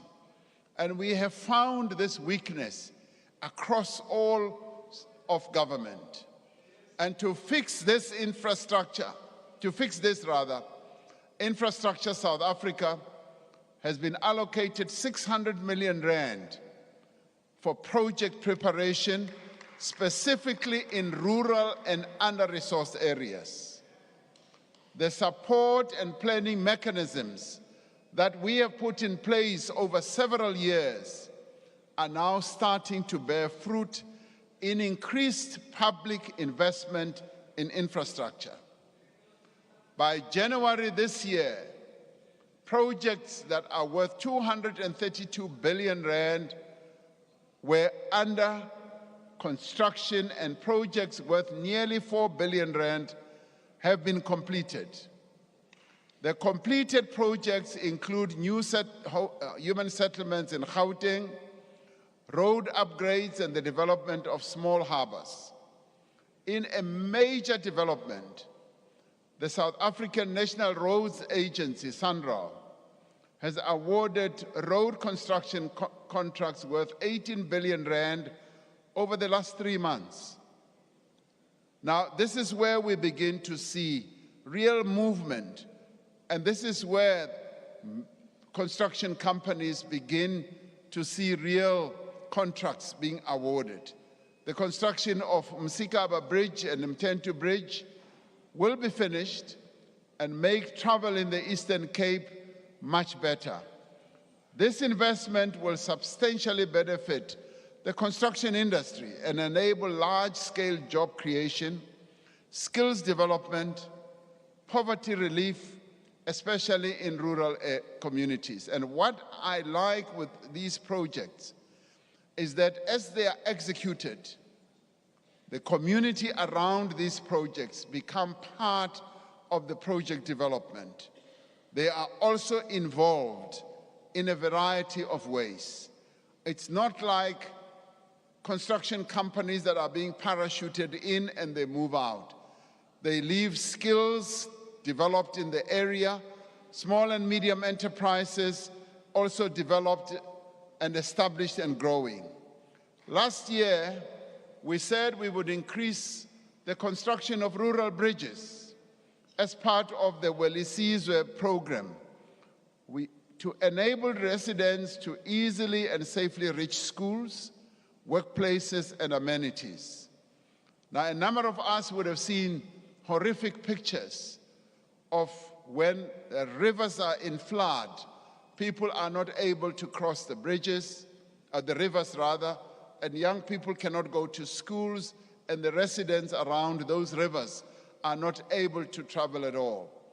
Now, 24 bridges in KwaZulu-Natal are currently under construction, and site preparations are being made for a further 24 bridges. Now, this is all being done with the great technical capability of the South African National Defence Force, whom we must applaud because they are building bridges for our country. In the telecommunications sector, one of the things that we spoke about in the last State of the Nation address, the completion of the spectrum auction has been the spectrum auction has been done, and it has unlocked new investment and has contributed some 14 billion rand to the fiscus. During the course of this year, we will migrate the remaining households to digital television signal and complete the switch off of analog transmission. This has taken quite a long time, but yes, better late than never, and that's where we are. Now, saying better late than ever is not a culture and a practice that I want to see continuing in government. I want to see agility, faster execution, and I want to see everyone across government doing their work and making sure that we do indeed achieve what we have said we will. This will release valuable spectrum for the rollout of 5G mobile networks and will reduce the cost of data. These actions will bring us closer to our vision of affordable, high-speed internet access for all. In the State of the Nation address last year,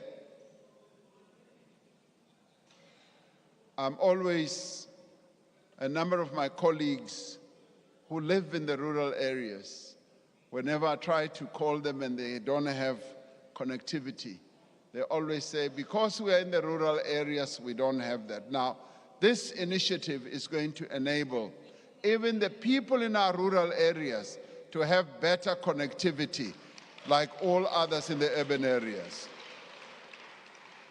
We said in the State of the Nation address that we would concentrate our efforts on mobilizing greater levels of investment, which is essential to growing the economy as well as creating jobs. We said that we would give impetus to the campaign that we embarked upon nearly 5 years ago to raise $100 billion, which then translated to 1.3 trillion rand. Last year, the 4th South African Investment Conference raised 367 billion in investment commitments, bringing our 5-year investment target firmly within sight. Over the last year, many of these commitments have resulted in the companies that made these commitments investing in new factories, call centers, solar power plants, undersea fiber optic cables, the expansion of production lines, the adoption of new technologies. Importantly, these investments have resulted in new jobs and new opportunities for small emerging businesses as well. On the 3rd of April this year, we will hold our 5th South African Investment Conference. At this conference, we will set a new target. Having achieved our 1.2 trillion rand, we will set a new target to mobilize, and this is an investment mobilizing opportunity we have, to mobilize more than 2 trillion in new investment by 2028. Now, the investments that have flowed into the economy to date have contributed substantial increase in local production. These investments have encouraged our efforts to buy local. Last year, I delivered the State of the Nation address wearing a suit and shoes proudly made in South Africa. This evening, I am drinking, and this is the glass. I am drinking water from a glass made in Wadeville last week by workers from Katlehong, Vosloorus, and Germiston. Now, for many years, I can tell you, South Africa has been importing its drinking glasses. Now we are increasingly making them locally. But it's not just glasses. If you go to hospital for an operation, chances, and heaven forbid, chances are that you will receive an anesthetic made in a world-class manufacturing facility in the Eastern Cape. During my state visit to the United Kingdom last year, a South African firm obtained a license to produce an oral vaccine for cholera for the first time here in South Africa. Now, competition merger agreements have provided for more fuel to be refined locally and more food to be bought from local farmers. Last year, we committed to unlocking investment in the hemp and cannabis sector. We are moving to create the enabling conditions for this sector to grow. Now, this is an organic sector that our mothers and fathers, grandparents have been involved in many parts of the country. The Department of Agriculture, Land Reform and Rural Development, and the Department of Health will address existing conditions for the cultivation of hemp and cannabis to allow outdoor cultivation and collection of harvests from traditional farmers. Now, this will unlock enormous economic energy in the rural areas of our country, especially in the Eastern Cape, in KwaZulu-Natal and in Mpumalanga, where they've been growing this stuff over many, many years. And this stuff that has supported many children to go to school and university. And you know what stuff I'm talking about. Now, urgent work is being finalized by government to create an enabling environment framework for a whole plant, all legitimate purposes so that we can have complementarity with regard to medicines, food, cosmetics, industrial products, and aligned to international conventions and best practices. This includes the reprioritization of the departmental budgets for sector development and support for traditional black farmers and the alignment of the South African police service enforcement with the regulatory reforms. A growing economy must also be an increasingly inclusive economy. The inaugural Black Industrialist Conference in July of last year showed the successes of black South Africans in producing food, manufacturing that, car parts, furniture, clothing, steel, chemicals, mining products, creating many thousands of jobs and adding to our gross domestic product.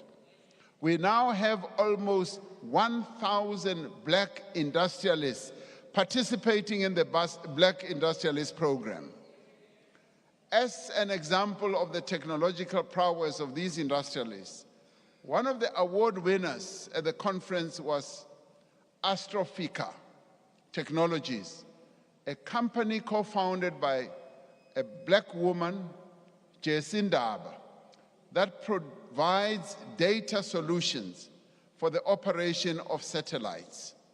She told me that she exports these processes to a number of other countries that launch satellites into space. We have made progress in the last year in achieving greater levels of worker ownership in the economy. There are now more than 400,000 workers who own shares in the companies or firms that they work for. And this has been at the instance of DTCI, which has been nudging companies to move in that direction. Growth and creation of jobs in our economy will be driven by small and medium-sized enterprises, by cooperatives and informal businesses. In other countries, most of the jobs, almost 60%, are created by this level or this category of companies. Last year, we launched the Bounce Back Loan Scheme administered by banks and other financial institutions and guaranteed by the government for companies that need finance to recover from the effects of the pandemic. The Department of Small Business Development will work with National Treasury on how the scheme can be strengthened to assist small and medium enterprises and businesses in the informal sector. To address the challenge of youth unemployment, the Employment Tax Initiative has been expanded to encourage businesses to hire more young people in large numbers. Now, this is a scheme that is underwritten by government. Last year, I announced that we would be seeking to reduce red tape so that we can rid our country of the unnecessary bureaucracy that often holds us back. The red tape reduction team in the presidency under Mr. Sipho Nkosi has been working with various departments to make it easier to do business. It has taken a collaborative approach, working with departments and agencies in areas such as mining rights, systems, tourism, transport operator licenses, visas, work permits, early childhood development, and the informal sector. This year, we will finalize amendments to the Businesses Act to reduce regulatory impediments for SMMEs and cooperatives and make it easier for entrepreneurs to start businesses. Through the Small Enterprise Finance Agency, SEFA, we plan to provide 1.4 billion in financing for over 90,000 entrepreneurs. Now, government, in partnership with the SME Fund, is working to establish a fairly substantial fund which could get up to 10 billion rand to support SMME growth.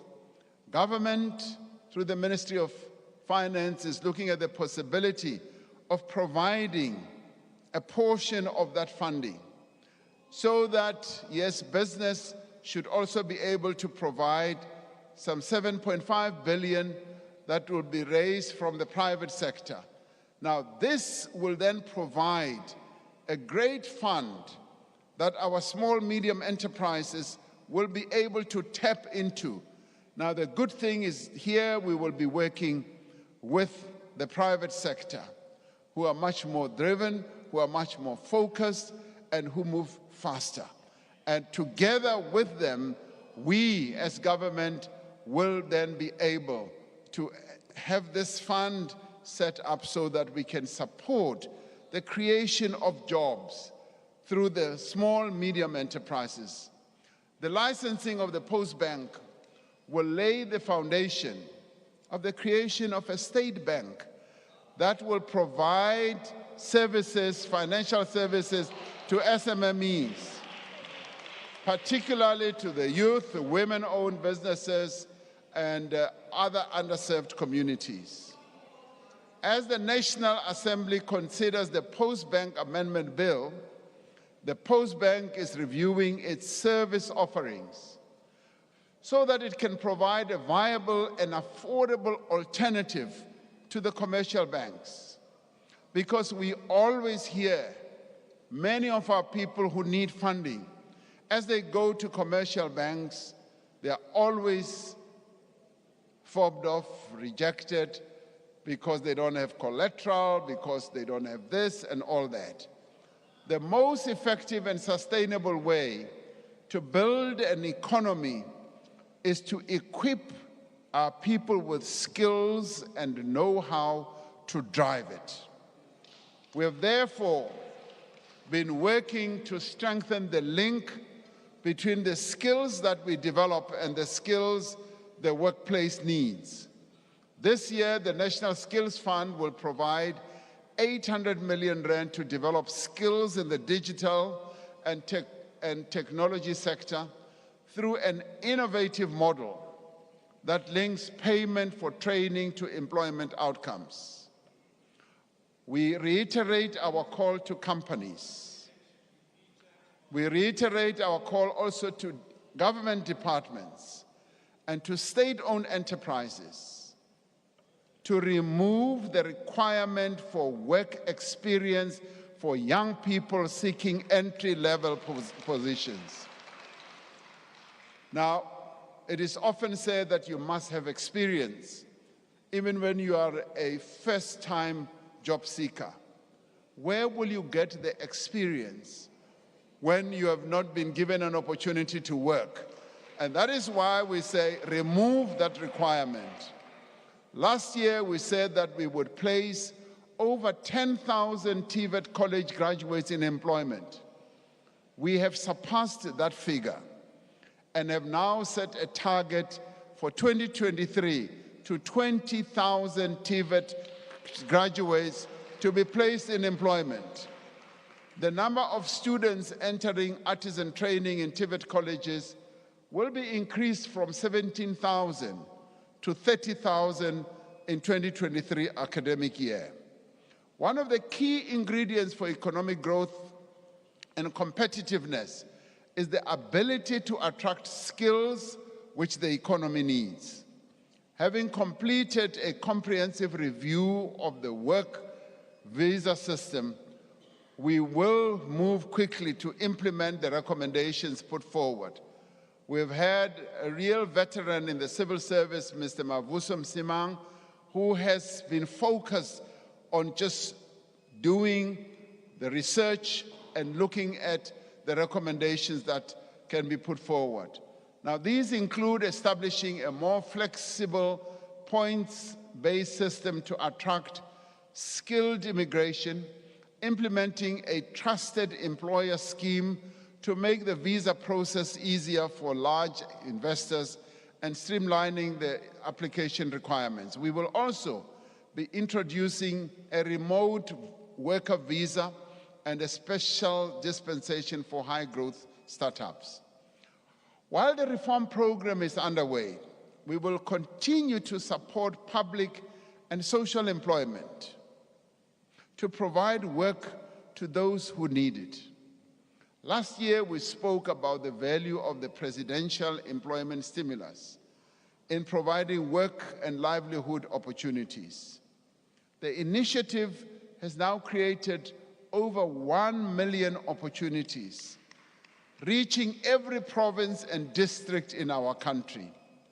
Last week, a new cohort of 150,000 school assistants started work at more than 22,000 schools, offering dignity, hope, and vital work experience to young people who were unemployed.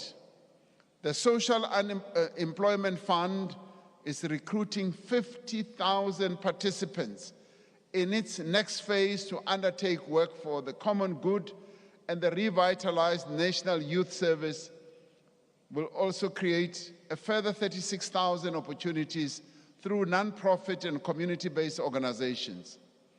Now, the Department of Home Affairs has appointed the first cohort of 10,000 unemployed young people to digitize more than 340 million paper-based civic records. Now, this is an important task which emanates also from our past, apartheid past. These young people are going to be going through all this, and 10,000 of them, for a start, and more to come, have now been employed. There are now more than 3 million users registered on the SA Youth Mobi platform, which is a zero-rated online platform for young South Africans to access opportunities for learning and earning. This has been done in close collaboration with the National Youth Development Agency, an agency which continues to provide valuable assistance to young entrepreneurs and to work seekers. I really applaud the NYDA for the focused manner in which they are helping young people. The presidential employment stimulus is also supporting people to earn their own living. Around 140,000 small-scale farmers have received input vouchers to buy seeds, fertilizer, and equipment, providing a boost for food security and agricultural reform, particularly in our rural areas. Now, this initiative, which was researched by an independent academic, has led to the cultivation of some 640,000 hectares of land. An impressive 68% of these farmers are women. This year, we aim to provide 250,000 more vouchers to small-scale farmers. Now, these are examples of the difference that government is making and can make in people's lives through innovation, creativity, and commitment. The rising cost of living fellow South Africans, is deepening poverty and inequality. Millions of South Africans are unable to provide for themselves and their families. There is the single mother in Alex who is worried about how she will make ends meet as the cost of maize and taxi fares continues to rise.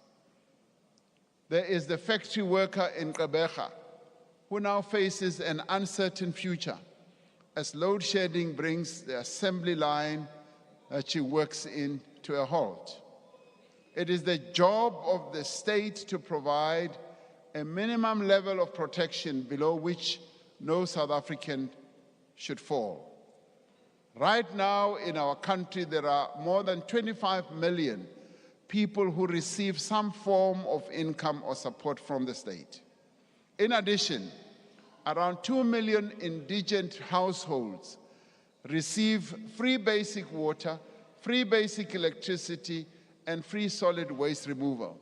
Around 60% of our budget is spent on what is known as the social wage, providing various forms of support, basic services and assistance to households and individuals to combat poverty and hunger. And in support of this work, to counter the rising costs of living, we will continue with the Social Relief of Distress Grant, which the Minister of Finance will talk to when he presents his budget, which currently reaches 7.8 million people. We will ensure that existing social grants, yes, are provided and are even increased to cushion the poor against rising inflation. And this will be set out in the budget that the minister will provide. Work is underway to develop a mechanism for targeted basic income support for the most vulnerable within our fiscal constraints. This will build on the innovation we introduced through the SRD fund, or grant rather, including linking the data that we have across government to make sure we reach all those who are in need. National Treasury is considering the feasibility of urgent measures to mitigate the impact of load shedding on food prices.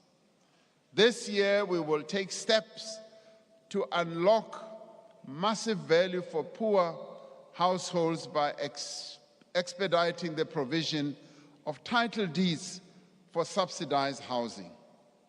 The current backlog in processing title deeds is over 1 million houses, which amounts to an estimated 242 billion rand in assets that should be in the hands of South Africa's poorest households.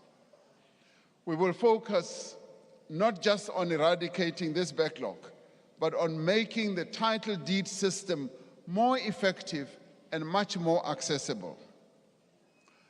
As we undertook in the State of the Nation address last year, the Department of Public Works and Infrastructure has finalized the transfer of 14,000 hectares of state land for housing. Access to quality education for all is the most powerful instrument we have to end poverty. We need to start with children who are very young, providing them with the foundation that they need to write and read for meaning, to learn and to develop. It is therefore significant that the number of children who receive the Early Childhood Development Subsidy has more than doubled between 2019 and 2022, reaching 1.5 million children. But we still have a long way to go, as there are some 7 million children that we've got to reach. The Department of Basic Education is streamlining the requirements of the Early Childhood Development Centers to access support and enable thousands more to receive subsidies from government. While at the other end of the basic education journey, we must applaud, as I said earlier, last year's matric pass rate, because it has a number of indicators for us. And the increase has been across all provinces where we've shown improvement. This was up from 76% the year before. The share of bachelor passes in the no-fee schools, and these are schools that are quintile 1 to quintile 3, improved from 55% in 2019 to 64% in 2022. Now, these are children who come from very poor families, and that is why they are classified as no-fee schools, where government supports their education fully. The improvement that we are seeing is quite phenomenal. This means that the performance of learners from poor schools is steadily improving, confirming the value of the support that government provides to them. What these results reveal is that there is a silent revolution that is taking place in our schools. It's a silent revolution that is underway. As we see these children improving and getting better, schools must be safe and allow for effective learning and teaching. The Sanitation Appropriate for Education initiative, known as SAFE, together with government's Accelerated School Infrastructure Delivery Initiative, has built 55,000 appropriate toilets with resources from the public and the private sector.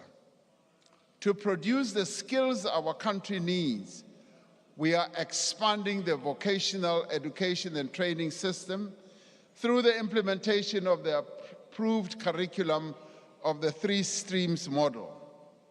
This year, government plans to finalize the comprehensive student funding model for higher education, particularly for students who fall outside the current NSFAS criteria, reaching those who are known as the missing middle. Now, honorable members, violent crime takes a heavy toll on every South African. Communities across our country live in fear for the safety of their families. This situation cannot continue and must not continue. We are strengthening the South African Police Service to prevent crime and improving the capacity of the National Prosecuting Authority and courts to ensure that perpetrators are brought to justice. This includes putting more police on the streets and setting up specialized units that will focus on specific types of crime. Last year, we undertook to recruit 12,000 new police personnel. Since then, more than 10,000 new recruits graduated from police academies, and a further 10,000 will be recruited and trained this year. Now, the specialized police teams that are working on tackling crimes like kidnapping, extortion, illegal mining have had several breakthroughs, arresting dozens of suspects and achieving several convictions. Firm action is being taken to tackle economic sabotage and related crimes that are causing great damage to the economy. Multidisciplinary economic infrastructure task teams are now operational in 20 identified hotspots. Last year, I drew attention to the enormous damage caused by the theft of copper cable and metal from our electricity system, from our train lines and other public infrastructure. Since then, the police have been cracking down on cable theft. In December, government introduced a temporary ban on the export of scrap copper cable and certain metals to disrupt criminal syndicates and to enable a new trading system to be put in place. Now, so you know, a number of countries on our continent have done exactly the same, because they have been suffering from exactly the same problem that we are. Just as we have embarked on economic reforms in electricity, water, telecommunications, and logistics through Operation Vulindlela, we are embarking on a process of reform to improve the effectiveness of our fight against crime. We will use our competitiveness in call center operations to support the proper functioning of the 10111 helpline, partnering with the private sector. I've heard reports from a number of people, some of them who've even written to me, saying that as they make contact with the 10111 line, it goes unanswered most of the time. Now, we are going to resolve this and address this problem. This is to ensure that when people call the police, their calls are answered and their emergencies are attended to. We will also use data-driven methods in a more sophisticated way to identify target crime hotspots. Significantly, more funding will be made available in the budget that the minister will announce for the police, the National Prosecuting Agency, and the Special Investigating Unit. Crime against women and children remain a deeply disturbing feature of our national life.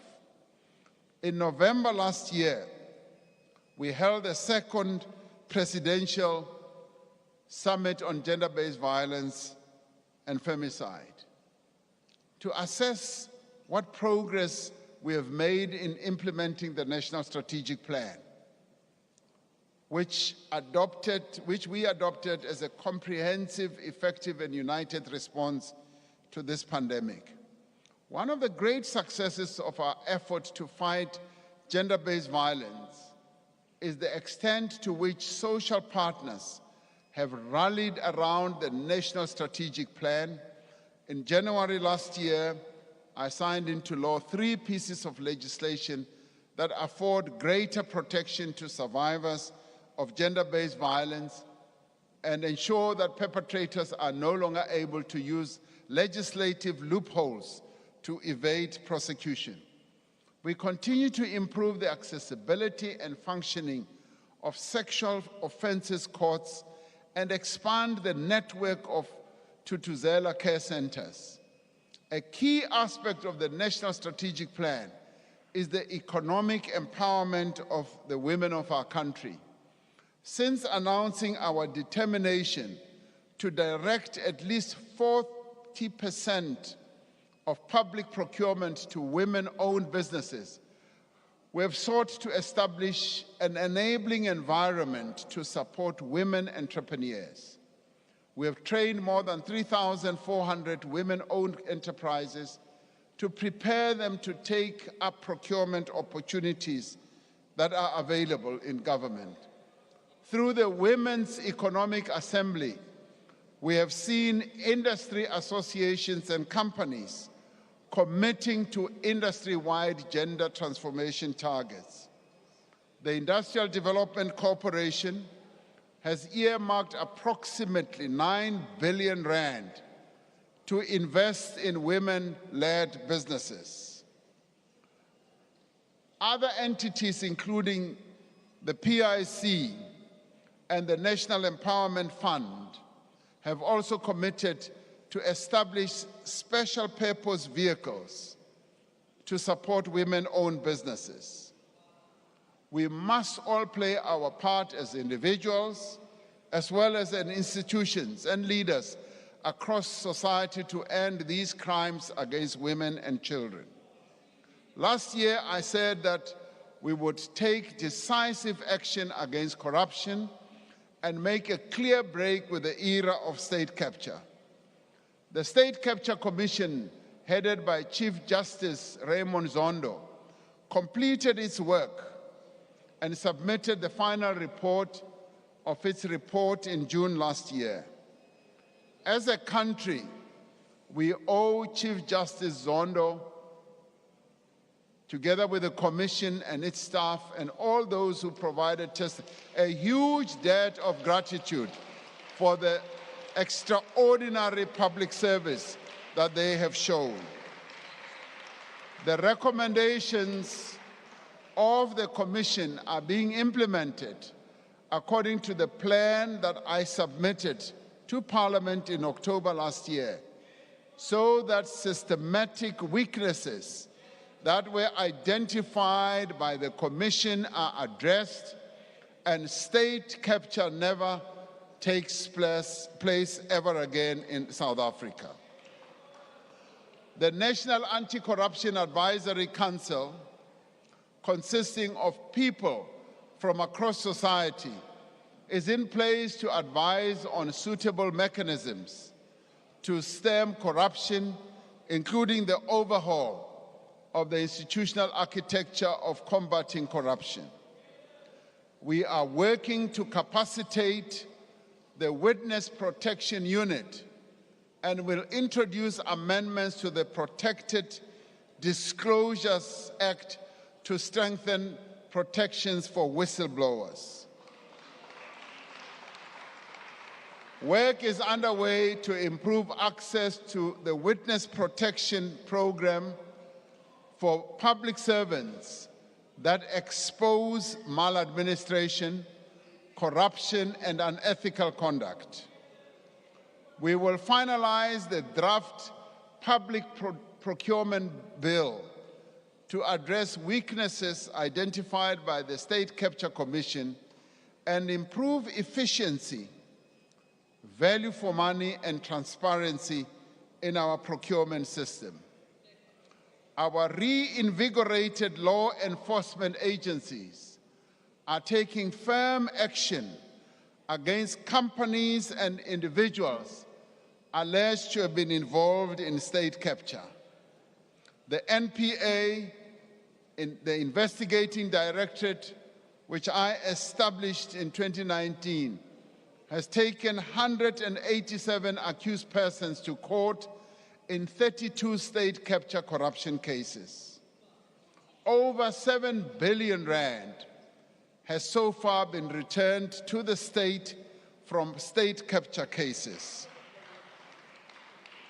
To date, 12.9 billion rand of funds and assets have been frozen. This year, the investigating directorate will be established as a permanent entity within the NPA. Now, to achieve any progress in addressing the urgent challenges that we face, we need a capable and effective state. Our greatest weaknesses are in the state-owned enterprises and in local government. Many of our SOEs are struggling with significant debt, with underinvestment in infrastructure, and of course, with the effects of state capture and shortage of skills. We will implement the recommendation of the Presidential SOE Council to establish a state-owned holding company as part of a centralized shareholder-owner model to ensure effective oversight over our SOEs. Separately, I have instructed the Presidency and the National Treasury to work together to rationalize government departments, entities, and programs over the next 3 years. National Treasury estimates that we could achieve a potential saving if we restructure government of some 27 billion rand in the medium term, if we deal with the overlapping mandates, close ineffective programs, and consolidate entities where appropriate. The poor performance of many local governments remains an area of concern. Too many of our municipalities 163 out of 257 are dysfunctional or are in distress due to poor governance, ineffective and sometimes corrupt financial administrative management, and poor service delivery. The government is implementing a number of interventions to address failures at local government and to improve basic service delivery as well. Now, these include enhancing the capacity of public representatives and officials, maintaining and upgrading local infrastructure, and invoking the powers of national government to intervene where municipalities fail to meet their constitutional responsibilities. A professional public service staffed by skilled, committed, ethical people is critical to an effective state and ending corruption and patronage as well as wastage. Now, in response to the State Capture Commission and in line with the framework for the professionalization of the public service, integrity assessments will become mandatory requirements for recruitment to public servants, and entry exams will also be introduced. We are amending legislation and strengthening the role of the Public Service Commission to ensure that qualified people are appointed to senior management positions and to move towards creating a single, harmonized public service. Just as we are committed to improving the fortunes of our countrymen and women and to advancing shared prosperity for all, so should be our commitment to achieving a better Africa and a better world. We are greatly concerned at the recent escalation of tensions between Israel and Palestine and call for an end to hostilities for a resumption of the stalled peace process. South Africa expresses its deepest condolences to the people of Turkey following the devastating earthquake that they experienced earlier this week. As a country, we are immensely proud of the efforts of the gift of the givers who have gone out to help those affected by the earthquake. As they go out there, they are flying the South African flag, and we are really grateful and proud of them.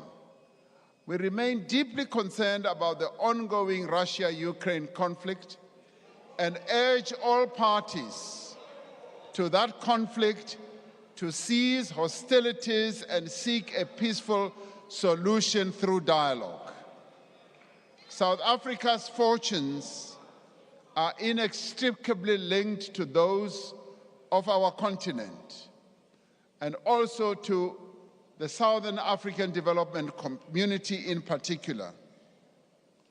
For the sake of our own stability and prosperity, we are duty-bound to pursue interventions that will bring peace, stability, and development in our continent and in our own sub-region.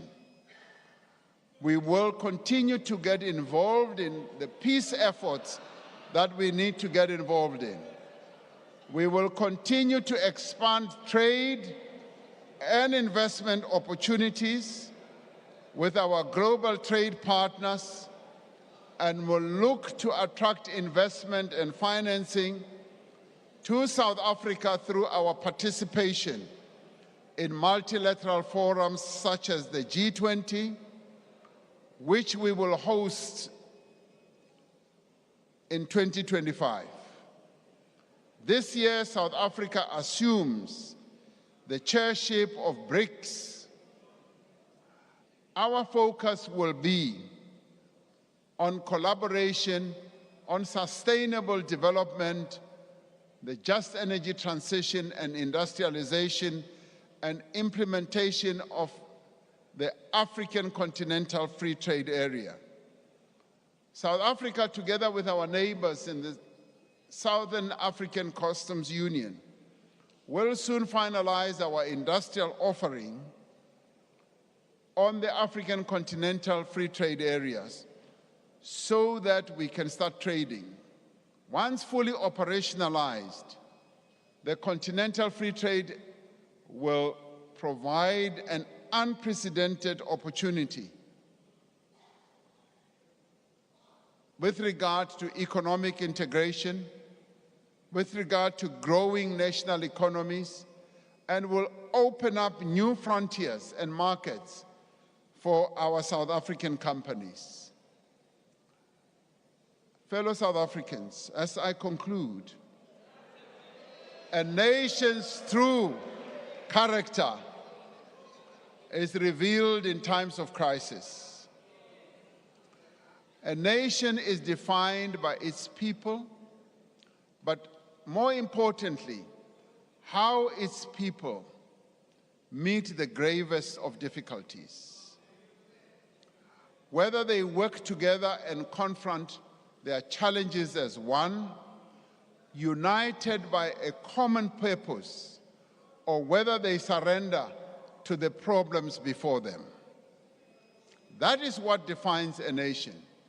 We are a nation seized with the challenges of the present. Before, we are also a nation striving to fulfill the promise of our future. When we took our first steps in our road to democracy, we had a clear vision of where that road would lead us. We saw a country in which all people would be equal. We saw a country in which the wealth of our resources would be enjoyed by all. We also saw a country and envisioned a country in which we could live together in peace, in which we could work together to build a common identity and a shared future. Our country is founded on a constitution which affirms the democratic values of dignity, equality, and freedom, and the rights of each one of us. The actions we have outlined this evening, building on the work we have already done, will bring us closer to that vision. Yes, there have been stops and starts, there have been detours, but yes, they will bring us to that vision. They will enable us to work together and to work together with purpose, to emerge from this crisis as a nation that is transformed. We will emerge from this crisis with an electricity system that is more efficient, more reliable, more competitive, and an electricity system that serves the people of South Africa. We will emerge with ports and railways that again rival the best in the world, with broadband access for more South Africans in more parts of the country, and with a sustainable supply of quality water. We will welcome more tourists to our country and develop and attract the skills our country needs. We will create work for those who are unemployed, and we will give hope to those who have waited too long. With more police on the street, with the functioning of community policing forums, and an effective and independent prosecution authority, our people will be able to count on the protection of the state. by fighting economic sabotage and organized crime, our infrastructure will be more secure and businesses will be able to operate more freely. Through a strengthened and expanded social protection system, fewer people will live in poverty and fewer households will experience hunger. We must do all these things not only to overcome our immediate challenges, but to renew the promise of South Africa. It is a promise that we have kept alive in our hearts and in our actions. This year, it will be 10 years since we bid farewell to Nelson Mandela, the father of our democracy, our beloved Madiba. It will also be a period when, yes, he would have been, it will be also 105 years since his birth. As we honor his great life and his memory, I think we should draw inspiration from the words he spoke at his inauguration in 1994 when he said, "Out of the experience of an extraordinary human disaster that lasted too long, must be born a society which all humanity will be proud. Our daily deeds as ordinary South Africans must produce an actual South African reality that will reinforce humanity's belief in justice, strengthen its confidence in the nobility of the human soul, and sustain our hopes for a glorious life for all," close quotes. Now, to build such a society, to overcome the great difficulties of the moment, we need to work together.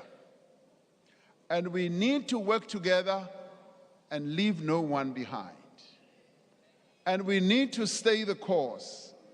We need, as a nation at this time more than at any other, to reveal our true character. We need to work together and, as I said, leave no one behind. I've often asked myself, as president, and asked myself, why am I doing this job?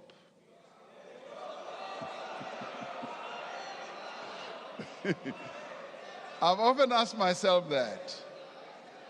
And there's that voice inside of me that always says, I want you to listen, because you have your own voices. This voice always says, Order, order. Follow in the footsteps of Nelson Mandela.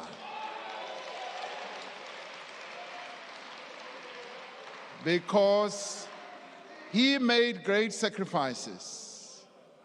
He didn't have to do what he did for this country, but he made great sacrifices. And that voice always says, contribute the little that you can to make this country great. And that is precisely what I am doing. Despite all the challenges that we face, I would call on all of us to make the contribution that we can to serve the people of South Africa as much as we possibly can. I thank you, and I wish everyone good night.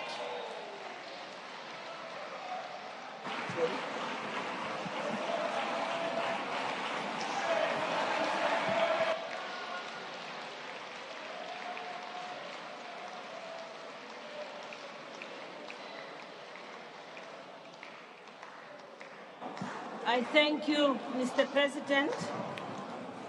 Honorable members, may you please take your seats.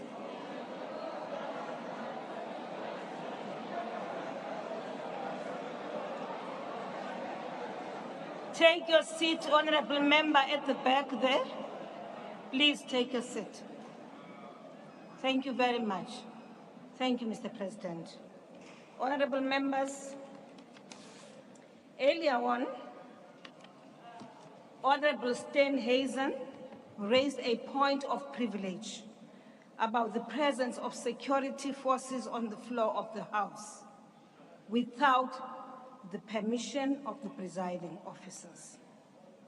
Now, I wish to draw your attention to the provisions of Section 4 of the Powers, Privileges and Immunities Act of Parliament and Provincial Legislature,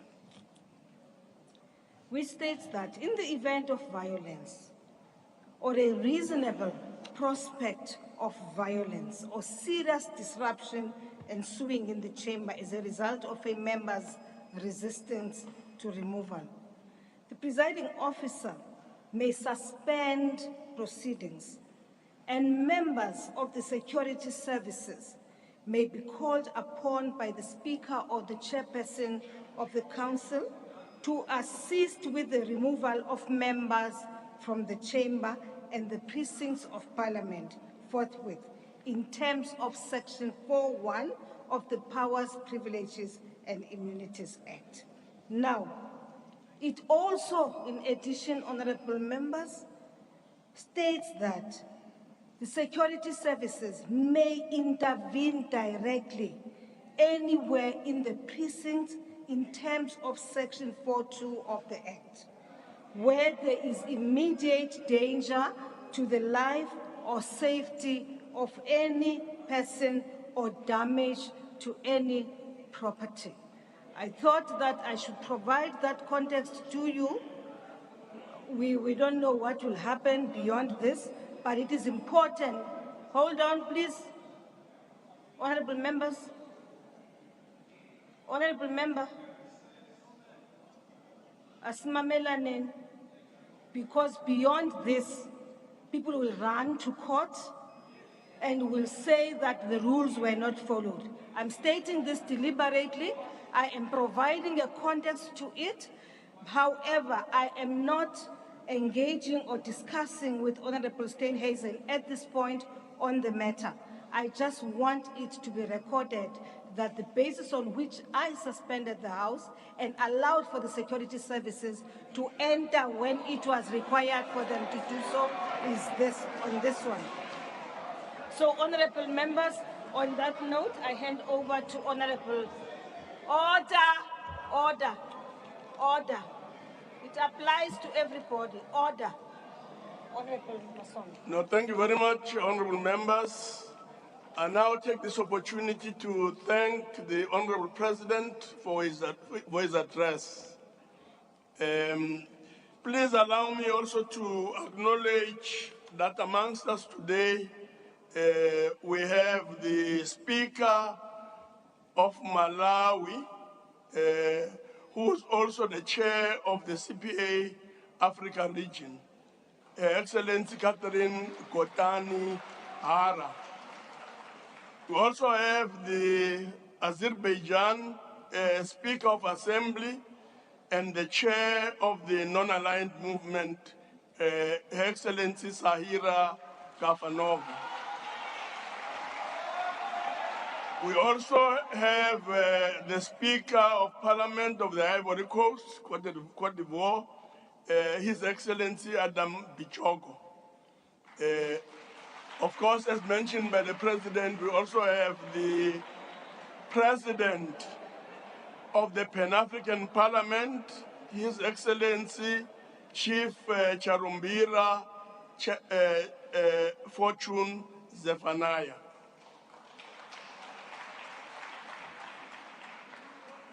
Honorable members, after I have adjourned the joint sitting, members should rise and remain at their places until the procession has left the chamber.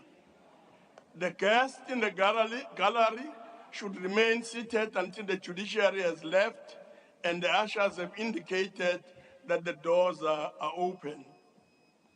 The procession led by Usher of the Black Rod and the acting sergeant at arms will leave the chamber in the following order. The Speaker of the National Assembly, the Chairperson of the National Council of Provinces, the President, the Deputy Speaker of the National Assembly, the Deputy Chairperson of the National Council of Provinces, the Deputy President, and then the Secretary to Parliament. Honorable members, that concludes the business of the day, and the joint sitting is now adjourned.